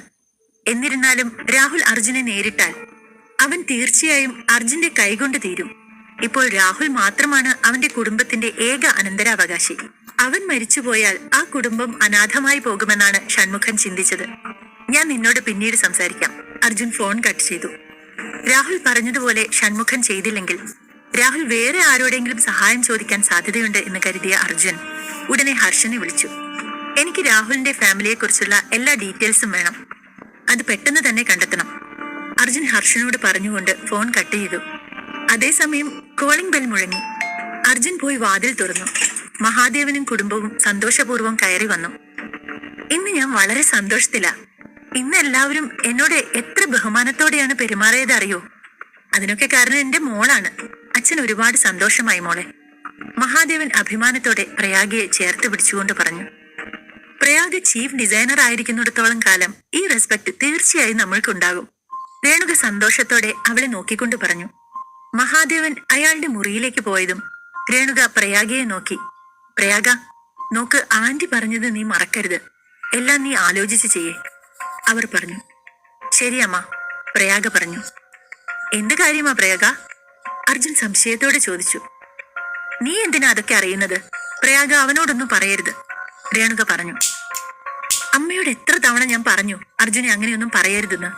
പ്രയാഗയ്ക്ക് ദേഷ്യം വന്നിരുന്നു. എന്തിനാണ് നിനക്ക് അവനോട് ഇത്രയും സഹതാപം തോന്നുന്നത്? നീയും ഇവനും നിയമപരമായി മാത്രമാണ് ഭാര്യാഭർത്താക്കന്മാർ. നിങ്ങളുടെ ബെഡ്റൂമിൽ പോലും നിങ്ങൾ ഒന്നിച്ചല്ല കഴിയുന്നത്. നിങ്ങൾക്ക് രണ്ടുപേർക്കും പരസ്പരം ഒരു സ്നേഹവുമില്ല. ഇതൊക്കെ നമ്മുടെ ബന്ധുക്കൾക്കും അറിയാം. പിന്നെ എന്തിനാണ് നീ ഈ നാടകം ഇങ്ങനെ തുടർന്നു കൊണ്ടുപോകുന്നത്? നിന്റെ ചെറിയമ്മായി വനജ നിനക്കായി നല്ല ഒരു കുടുംബത്തിലെ പയ്യനെ നോക്കാമെന്ന് പറഞ്ഞിട്ടുണ്ട്. നിന്റെ ചെറിയമ്മയെ കുറിച്ച് നിനക്ക് അറിയാവുന്നതല്ലേ? അവൾ നിന്റെ മുത്തശ്ശൻ മരിക്കുന്നതിന് മുൻപ് തന്നെ പാലക്കൽ തറവാട്ടിൽ നിന്നും ഇറങ്ങിപ്പോയിട്ട് സ്വന്തമായി ഒരു ബിസിനസ് ആരംഭിച്ച് ഇന്ന് ശ്രാവണ ഗ്രൂപ്പ് ഓഫ് ജ്വല്ലറീസിനേക്കാളും വലിയ നിലയിലായില്ലേ? അവൾക്കൊപ്പം നിന്നാൽ നീയും അവളെ പോലെ വലിയ നിലയിലെത്തും. ഞാൻ പറയുന്നതെല്ലാം നിന്റെ നല്ല ഭാവിക്ക് വേണ്ടിയാണ് മോളെ, രേണുക പറഞ്ഞു. അമ്മ പറയുന്നത് കേട്ടു നിന്നു എന്നല്ലാതെ അവൾ മറുപടിയൊന്നും പറഞ്ഞില്ല. അർജുൻ, നമുക്ക് നാളെ ഒരു ആന്റിക് എക്സിബിഷൻ നടക്കുന്നിടത്ത് പോകണം. അവിടെ എന്റെ ചെറിയമ്മായി വരുന്നുണ്ട്, ഞാൻ നിനക്ക് അവരെ പരിചയപ്പെടുത്തി തരാം, പ്രയാഗ അർജുനോട് ചിരിച്ചുകൊണ്ട് പറഞ്ഞു. ഞാൻ ഇത്രയും പറഞ്ഞിട്ടും നീ ഇവനെ കൂട്ടിക്കൊണ്ടു പോവുകയാണോ? നിനക്കെന്താ ഭ്രാന്താണോ? അവർ സ്വയം തലക്കടിച്ചു. നിന്റെ മനസ്സ് ഇത്രയും ഇടുങ്ങിയതാണോ അർജുൻ? നിനക്ക് എന്തെങ്കിലും ഫീലിങ്സ് ഉണ്ടോ? എന്റെ മോൾ നീ കാരണം ഒരിക്കലും സന്തോഷിക്കില്ല, അത് നിനക്കും അറിയാം. അതുകൊണ്ട് നിനക്ക് അവളെ ഡിവോഴ്സ് ചെയ്ത് നിന്റെ വഴിക്ക് പോയിക്കൂടെ? പക്ഷെ നീ വിഷമിക്കണ്ട, അവളെ ഡിവോഴ്സ് ചെയ്തു പോയാലും നിനക്ക് അവളുടെ അസിസ്റ്റന്റായി ജോലി ചെയ്ത് സമ്പാദിക്കാം. എന്തു പറയുന്നു? രേണുക ചോദിച്ചു. പക്ഷേ അർജുൻ അവരെ നോക്കി നിന്നല്ലാതെ ഒന്നും മിണ്ടിയില്ല. അവന്റെ മനസ്സിൽ മറ്റു ചില കാര്യങ്ങളായിരുന്നു. 2 വർഷമായി ഞാൻ ഇവരുടെ കൂടെയുണ്ട്. പണത്തിനു വേണ്ടി അവർ എത്രയൊക്കെ കഷ്ടപ്പെട്ടിട്ടുണ്ടെന്ന് എനിക്കറിയാം. അപ്പോഴൊന്നും സഹായിക്കാത്ത ഈ ചെറിയമ്മ ഒക്കെ ഇപ്പൊ എവിടുന്ന് വന്നു? പ്രയാഗയുടെ പ്രശസ്തിയുമായി ഇതിനെന്തെങ്കിലും ബന്ധമുണ്ടോ? എന്തെങ്കിലും ആവട്ടെ, അവൾ എടുത്തു ചാടി ഒരു കുഴപ്പത്തിലും പോയി പെടാതിരുന്നാൽ മതി, അർജുൻ ആലോചിച്ചു. അമ്മ എന്തൊക്കെയാ ഈ പറയുന്നത്? എന്റെ കാര്യങ്ങൾ നോക്കാൻ എനിക്കറിയാം, പ്രയാഗ ദേഷ്യത്തോടെ പറഞ്ഞു. പ്രയാഗ, നിന്നോട് ഇപ്പോൾ തന്നെ വിവാഹം കഴിക്കാനല്ല ഞാൻ പറഞ്ഞത്. ഇപ്പൊ നീ ആ പാർട്ടിയിൽ പങ്കെടുക്ക്. അവിടെ ഒരുപാട് വലിയ വലിയ ആൾക്കാർ വരും. അവരിൽ ആരെയെങ്കിലും നിനക്ക് ഇഷ്ടമായാൽ അവനെ വിവാഹം കഴിക്കാമല്ലോ. അതല്ല, നിനക്ക് ഈ അർജുനുമായാണ് പോകേണ്ടതെങ്കിൽ അയക്കോ. പക്ഷെ ഒന്ന് ഓർക്കണം, അവിടെയുള്ള എല്ലാവർക്കും അറിയാം അവനെ. അവൻ എത്ര ദരിദ്രനാണെന്നും അവർക്കറിയാം, രേണുക പറഞ്ഞു. അർജുൻ ഒന്നും മിണ്ടാതെ റൂമിലേക്ക് പോയി. അവന്റെ മെഡിറ്റേഷൻ തുടർന്നു. അവനൊന്നും മിണ്ടാതെ പോയത് കണ്ട് രേണുക വീണ്ടും പ്രയാഗയ്ക്ക് നേരെ തിരിഞ്ഞു. ഞാൻ സംസാരിച്ചു കൊണ്ടു നിന്നപ്പോൾ അവൻ പോയത് കണ്ടോ? എത്ര നാൾ അവൻ ഇങ്ങനെ ഒഴിഞ്ഞു മാറി പോകുമെന്ന് എനിക്കൊന്ന് കാണണം. ഉടനെ തന്നെ അവനെ ഈ വീട്ടിൽ നിന്ന് പുറത്താക്കിയില്ലെങ്കിൽ നോക്കിക്കോ, രേണുക പറഞ്ഞു. അമ്മേ, അർജുനെ എന്തിനാ എപ്പോഴും ഇങ്ങനെ കുറ്റപ്പെടുത്തുന്നത്? അവൻ എന്തൊക്കെ സഹായം നമ്മൾക്ക് ചെയ്തു തന്നിട്ടുണ്ട്. എല്ലാം നമ്മുടെ കുടുംബത്തിന്റെ നന്മയ്ക്ക് വേണ്ടിയാണ്. അവന്റെ സമ്പാദ്യത്തിൽ നിന്നാണ് ഒരു കാറ് വാങ്ങിയതും ഈ വീട് വാങ്ങിയതും ഒക്കെ. പിന്നെ എനിക്കുണ്ടായ പ്രശ്നങ്ങളൊക്കെ സോൾവ് ചെയ്യുന്നതും അവനാണ്. ഇത്രയെല്ലാം ചെയ്തിട്ടും അമ്മ വീണ്ടും അവനെ കുറ്റപ്പെടുത്തുക മാത്രമാണ് ചെയ്യുന്നത്. പ്രയാഗ അവനെ ന്യായീകരിച്ചുകൊണ്ട് രേണുകയോട് പറഞ്ഞു.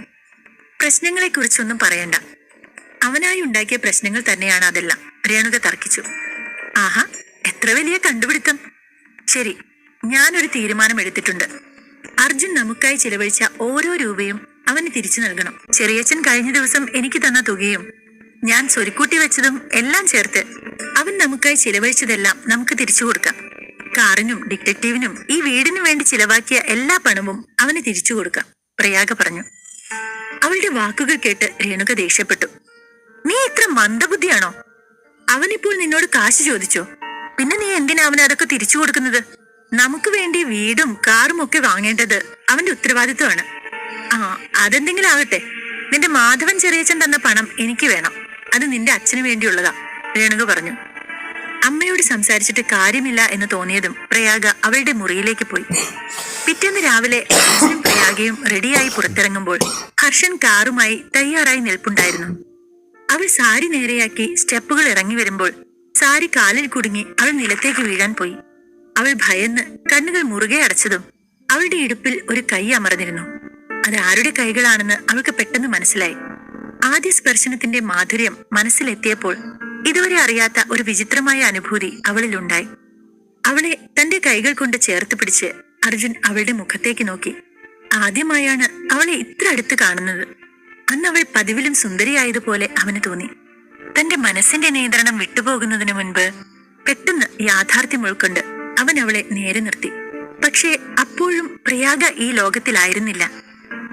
ഹലോ പ്രയാഗ, അവൻ വിളിച്ചു. മറ്റേതോ ലോകത്ത് അലഞ്ഞു നടന്നവൾ അവന്റെ വിളി കേട്ടപ്പോൾ പെട്ടെന്ന് തന്നെ സമനില വീണ്ടെടുത്തു. അർജുൻ അവളിലുള്ള പിടിവിട്ടു. രണ്ടുപേരും പരസ്പരം ഒന്നും സംസാരിക്കാതെ കാറിന്റെ അടുത്തേക്ക് നടന്നു ചെന്ന് ഡോർ തുറന്നു. പ്രയാഗ തല താഴ്ത്തി കാറിൽ ഇരുന്നു. അർജുൻ കയറിയതും ഹർഷൻ കാർ സ്റ്റാർട്ട് ചെയ്തു. അവൻ മിററിലൂടെ രണ്ടുപേരെയും മാറി മാറി നോക്കിയതും എന്തോ ഒരു പന്തികേട് അവന് തോന്നി. എന്താണെന്ന് ചോദിക്കാനുള്ള ധൈര്യം ഇല്ലാതിരുന്നതുകൊണ്ട് ഹർഷൻ ഡ്രൈവിംഗിലേക്ക് തന്നെ ശ്രദ്ധിച്ചു. അർജുൻ കാറിന് പുറത്തേക്ക് നോക്കിയിരിക്കുകയായിരുന്നു. ഒരു ചെറിയ പുഞ്ചിരി അവന്റെ മുഖത്തുണ്ടായിരുന്നു. അടുത്തിരുന്ന പ്രയാഗ ഇടം കണ്ണിട്ട് അവനെ ശ്രദ്ധിക്കുന്നുണ്ടായിരുന്നു. അവർക്കിടയിലുണ്ടായ ജാള്യത മാറ്റാൻ തീരുമാനിച്ചുകൊണ്ട് അവൾ അവനെ നോക്കി. അർജുൻ, അമ്മ പറയുന്നതൊന്നും നീ കാര്യമായി എടുക്കരുത്. അമ്മ അങ്ങനെ മാത്രമേ സംസാരിക്കൂ. ഇതിനകം തന്നെ അമ്മ നിന്നെ പലതവണ അപമാനിച്ചിട്ടുണ്ട് അല്ലേ? നിനക്ക് അമ്മയോട് ദേഷ്യമുണ്ടോ? പ്രയാഗ ചോദിച്ചു. അവൻ അവളെ നോക്കി. അതൊന്നും കുഴപ്പമില്ല പ്രയാഗ, താൻ അതിനെപ്പറ്റി അധികമൊന്നും ആലോചിക്കണ്ട, അർജുൻ പറഞ്ഞു. അർജുൻ, നീ ഇതിനകം തന്നെ നമ്മുടെ കുടുംബത്തിന് വേണ്ടി ഒരുപാട് പണം ചിലവഴിച്ചു. നിന്റെ സുഹൃത്തിന് കൊടുത്ത തുകയും കാറിന്റെ തുകയും ഞാൻ നിനക്ക് ട്രാൻസ്ഫർ ചെയ്തു തരാം. പക്ഷേ എന്റെ കയ്യിൽ നീ വീടിന് നൽകിയ പൈസ ഇപ്പോൾ തരാനുണ്ടാവില്ല. നീ ആ വീട് എന്റെ പേരിൽ നിന്ന് മാറ്റിക്കോ, പ്രയാഗ പറഞ്ഞു. പ്രയാഗ, നിനക്കും എനിക്കും തമ്മിൽ ഒരു വേർതിരിവ് വേണോ? ഞാൻ നിന്റെ കുടുംബത്തിലെ ഒരാളല്ലേ. ഞാൻ ഇതെല്ലാം ചെയ്തത് എന്റെ കുടുംബത്തിന് വേണ്ടിയാണ്, അർജുൻ പറഞ്ഞു. അല്ല അർജുൻ, ഒരാളുടെ പണം ഉപയോഗിച്ച് അയാളെ ആശ്രയിക്കുന്നത് എനിക്കിഷ്ടമല്ല. അതുകൊണ്ട് ദയവ് ചെയ്ത് ഞാൻ തരുന്ന പണം വേണ്ട എന്ന് പറയരുത്, പ്രയാഗ പറഞ്ഞു. ശരി, ആ പണം ഞാൻ നിന്റെ കയ്യിൽ നിന്ന് വാങ്ങാം. പക്ഷേ ഇപ്പോഴല്ല. നീ ഇതിലും നന്നായി സമ്പാദിക്കുമ്പോൾ പലിശയും ചേർത്ത് ഞാൻ വാങ്ങിച്ചോളാം. ഇതിപ്പോൾ നിന്റെ ചിലവിനായി സൂക്ഷിച്ചു, അർജുൻ പറഞ്ഞു. എങ്ങനെയാണ് അർജുൻ നീ ആ വീട് വാങ്ങിയത്? അത്രയും പണം നിനക്ക് എവിടുന്ന് കിട്ടി? പ്രയാഗ അവനോട് ചോദിച്ചു. ഇതെല്ലാം എന്റെ പണമാണ്. പണ്ട് മുതൽ ഞാൻ കൂട്ടിവെച്ചതാണ്, അർജുൻ പറഞ്ഞു. അർജുൻ എന്താണ് ഇതിനു മുൻപ് ചെയ്തത് എന്ന് പ്രയാഗയ്ക്ക് അറിയില്ല. അവനൊരു ജ്യൂസ് കട ഉണ്ടെന്ന് മാത്രമേ അവൾക്കറിയൂ. അവരിങ്ങനെ സംസാരിച്ചു കൊണ്ടിരിക്കുമ്പോൾ ഹർഷൻ ഒരു കെട്ടിടത്തിന് മുന്നിൽ കാർ നിർത്തി. ഇരുവരും കാറിൽ നിന്നിറങ്ങി പ്രയാഗയുടെ ചെറിയമ്മ വനജ അയച്ച ലൊക്കേഷനിലേക്ക് പോയി. അതൊരു വലിയ കെട്ടിടമായിരുന്നു. ആ കെട്ടിടത്തിന് മുന്നിൽ നിരവധി കാറുകൾ പാർക്ക് ചെയ്തിട്ടുണ്ട്. അവർ രണ്ടുപേരും കെട്ടിടത്തിനുള്ളിൽ കയറി. പുരാവസ്തുക്കൾ കാണാൻ വന്ന നിരവധി ആളുകൾ അവിടെയുണ്ട്. മോളെ പ്രയാഗെ, നീ എത്തിയോ? എത്ര കാലമായി എന്റെ മോളെ കണ്ടിട്ട്, വനജ സന്തോഷത്തോടെ പറഞ്ഞു. അവരുടെ ഡ്രസ്സിംഗ് രീതി വളരെ മോഡേൺ ആയിരുന്നു. കൂടെ അവരുടെ ഭർത്താവ് മുകുന്ദനുമുണ്ട്. ആ മനുഷ്യൻ വളരെ ശാന്തനാണ്. ഹായ് ചെറിയമ്മേ, ചെറിയച്ച, എങ്ങനെയുണ്ട്, സുഖാണോ? പ്രയാഗ ചോദിച്ചു. അർജുൻ അവരെ ഇതുവരെ കണ്ടിട്ടില്ല. അവൻ ആകെ അറിയാവുന്നത് അവരുടെ പേരുകൾ മാത്രമാണ്. അതുകൊണ്ട് അവൻ മിണ്ടാതെ നിന്നു.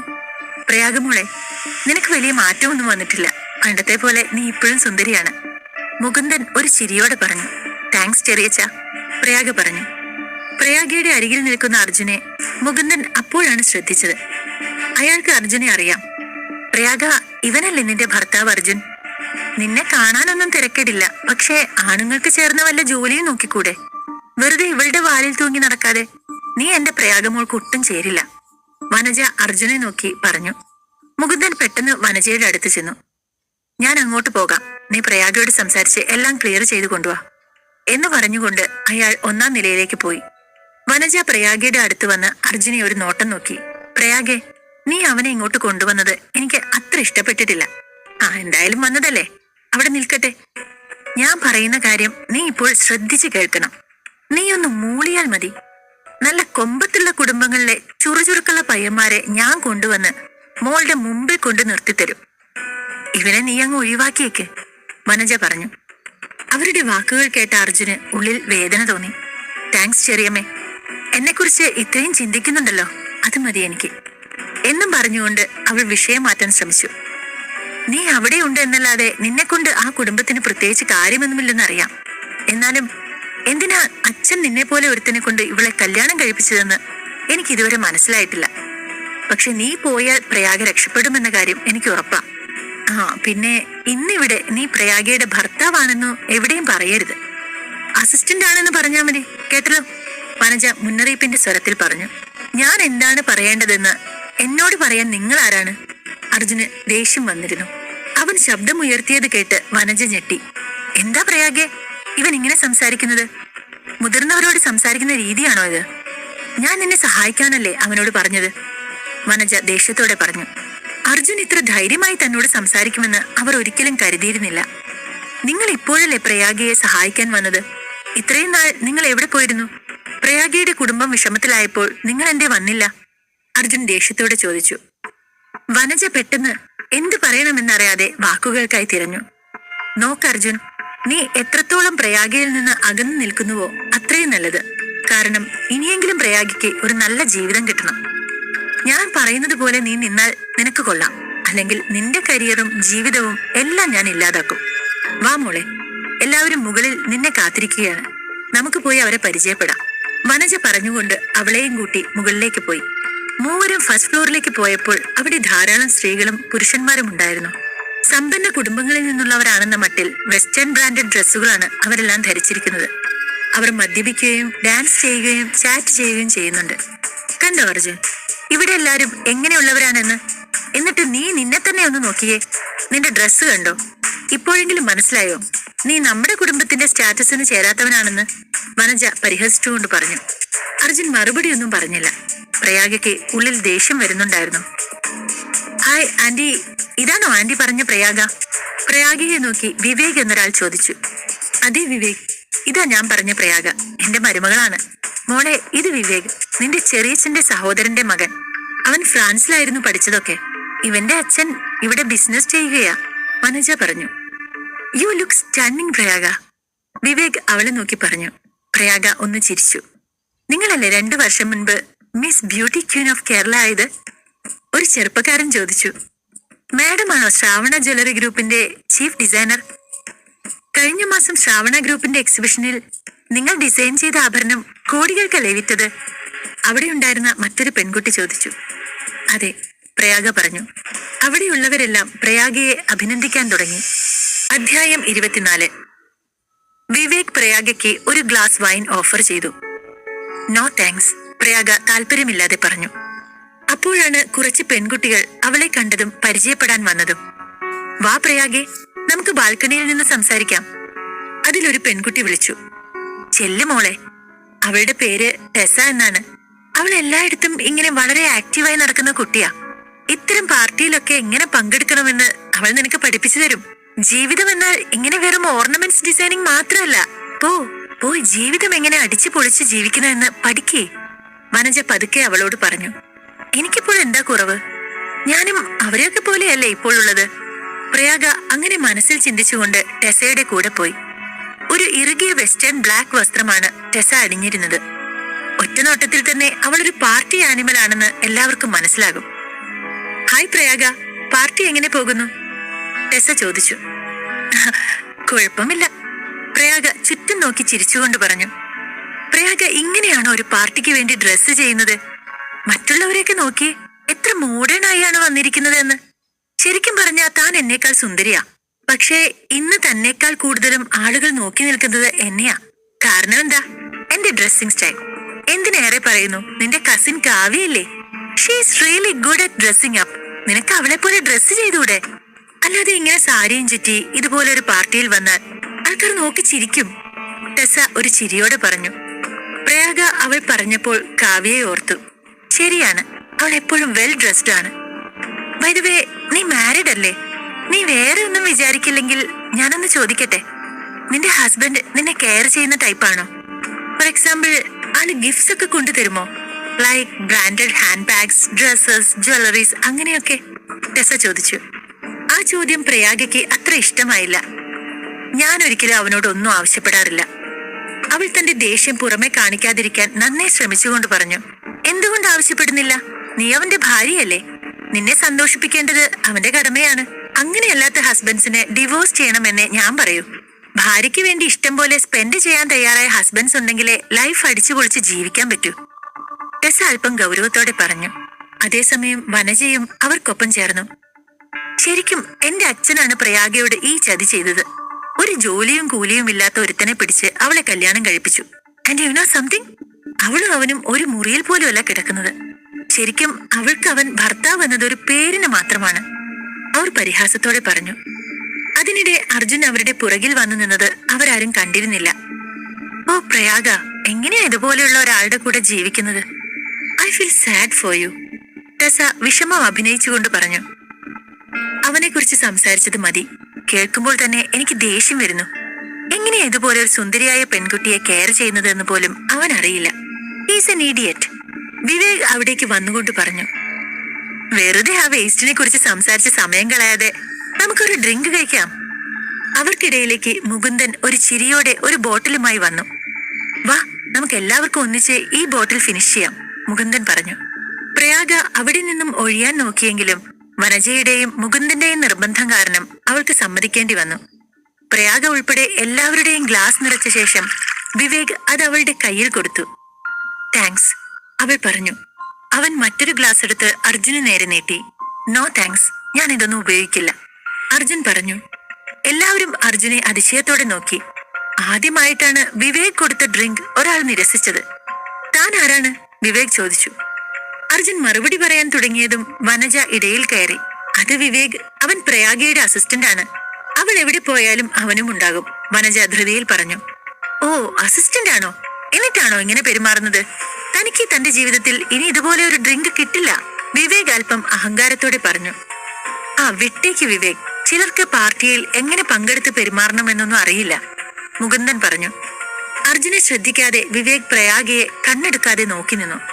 അവൾ അധികം മേക്കപ്പ് ഒന്നും ഉപയോഗിച്ചിട്ടില്ല. വില കൂടിയ വസ്ത്രമോ ഓർണമെന്റോ ഇട്ടിട്ടില്ല. വെറും സാധാരണ രീതിയിലാണ് അവൾ ഒരുങ്ങിയിട്ടുള്ളത്. എന്നിട്ടും അവളുടെ സൗന്ദര്യത്തിന് മാറ്റേറെയാണ്.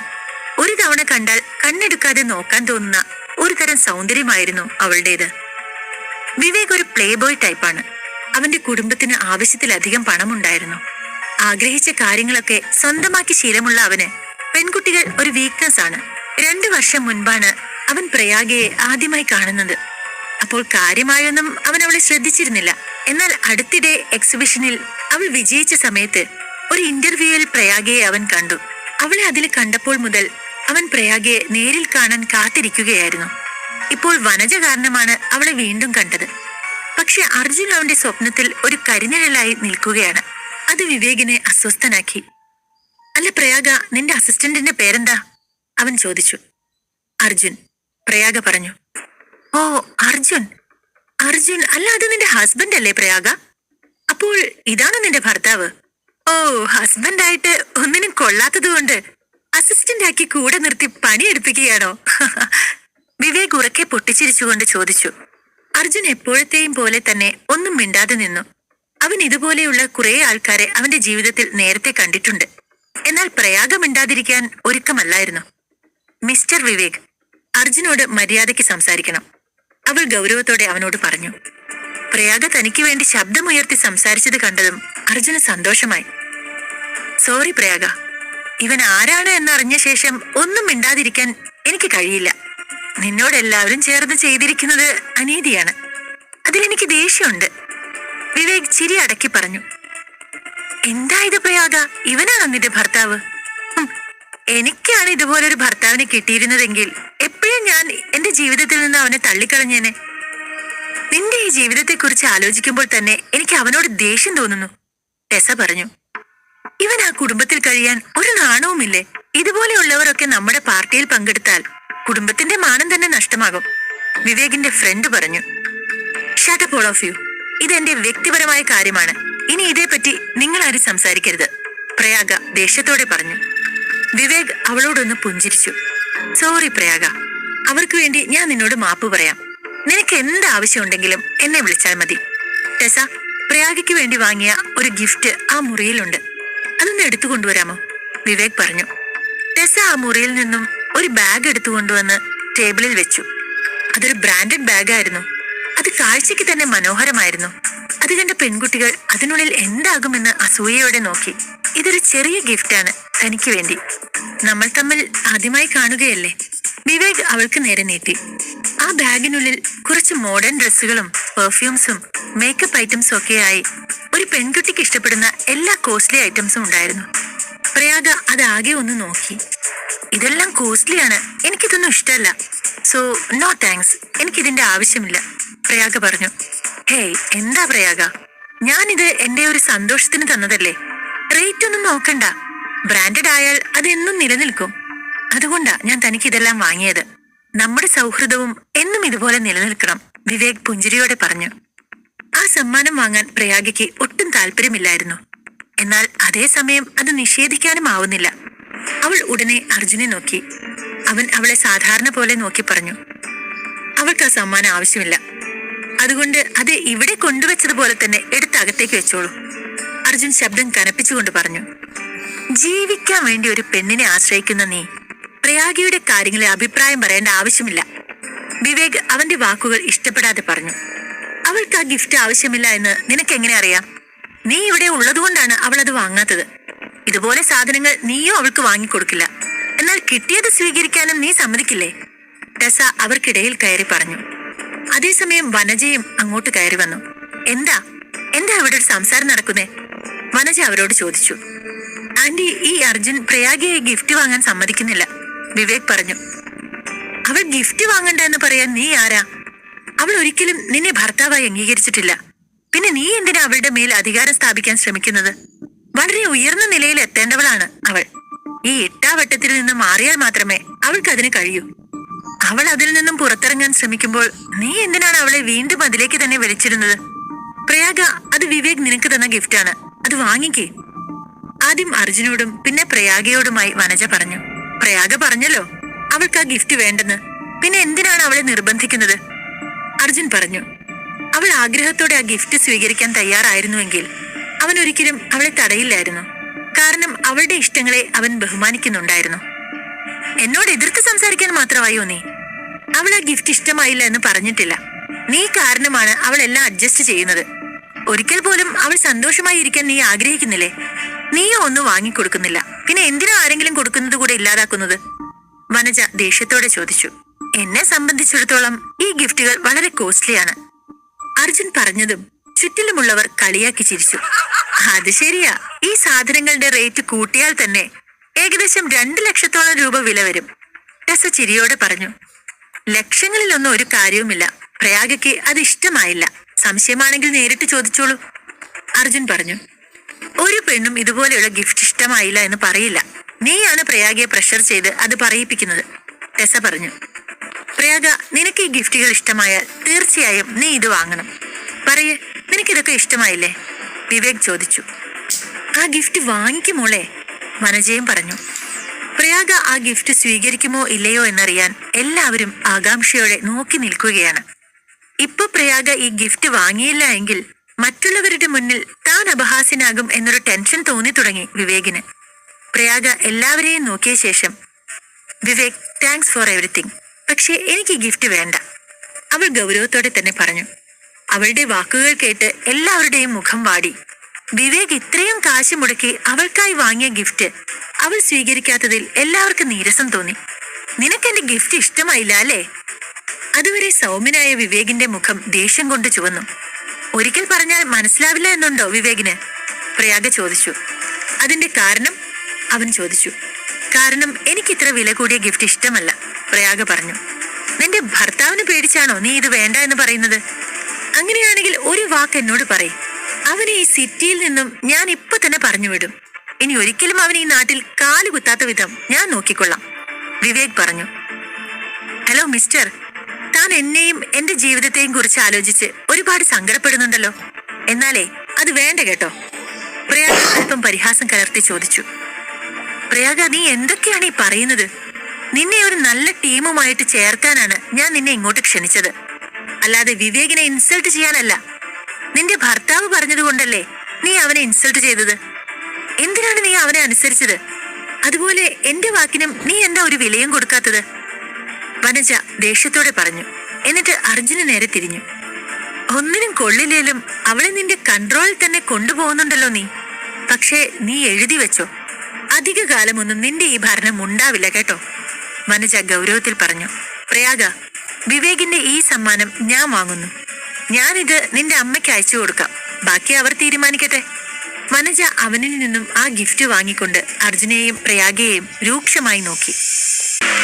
അധ്യായം 25. ഇത് ഞാൻ നേരിട്ട് വന്ന് നിന്റെ അമ്മയ്ക്ക് കൊടുക്കുമെന്ന് മാത്രമല്ല, നിന്റെ ഈ നിലപാടിനെ കുറിച്ച് അവരോട് പറയും. ഇവനല്ലേ ഈ അർജുൻ, അവൻ നിനക്ക് ചേരുന്നവനല്ല എന്നും ഞാൻ നിന്റെ അമ്മയോട് പറയും.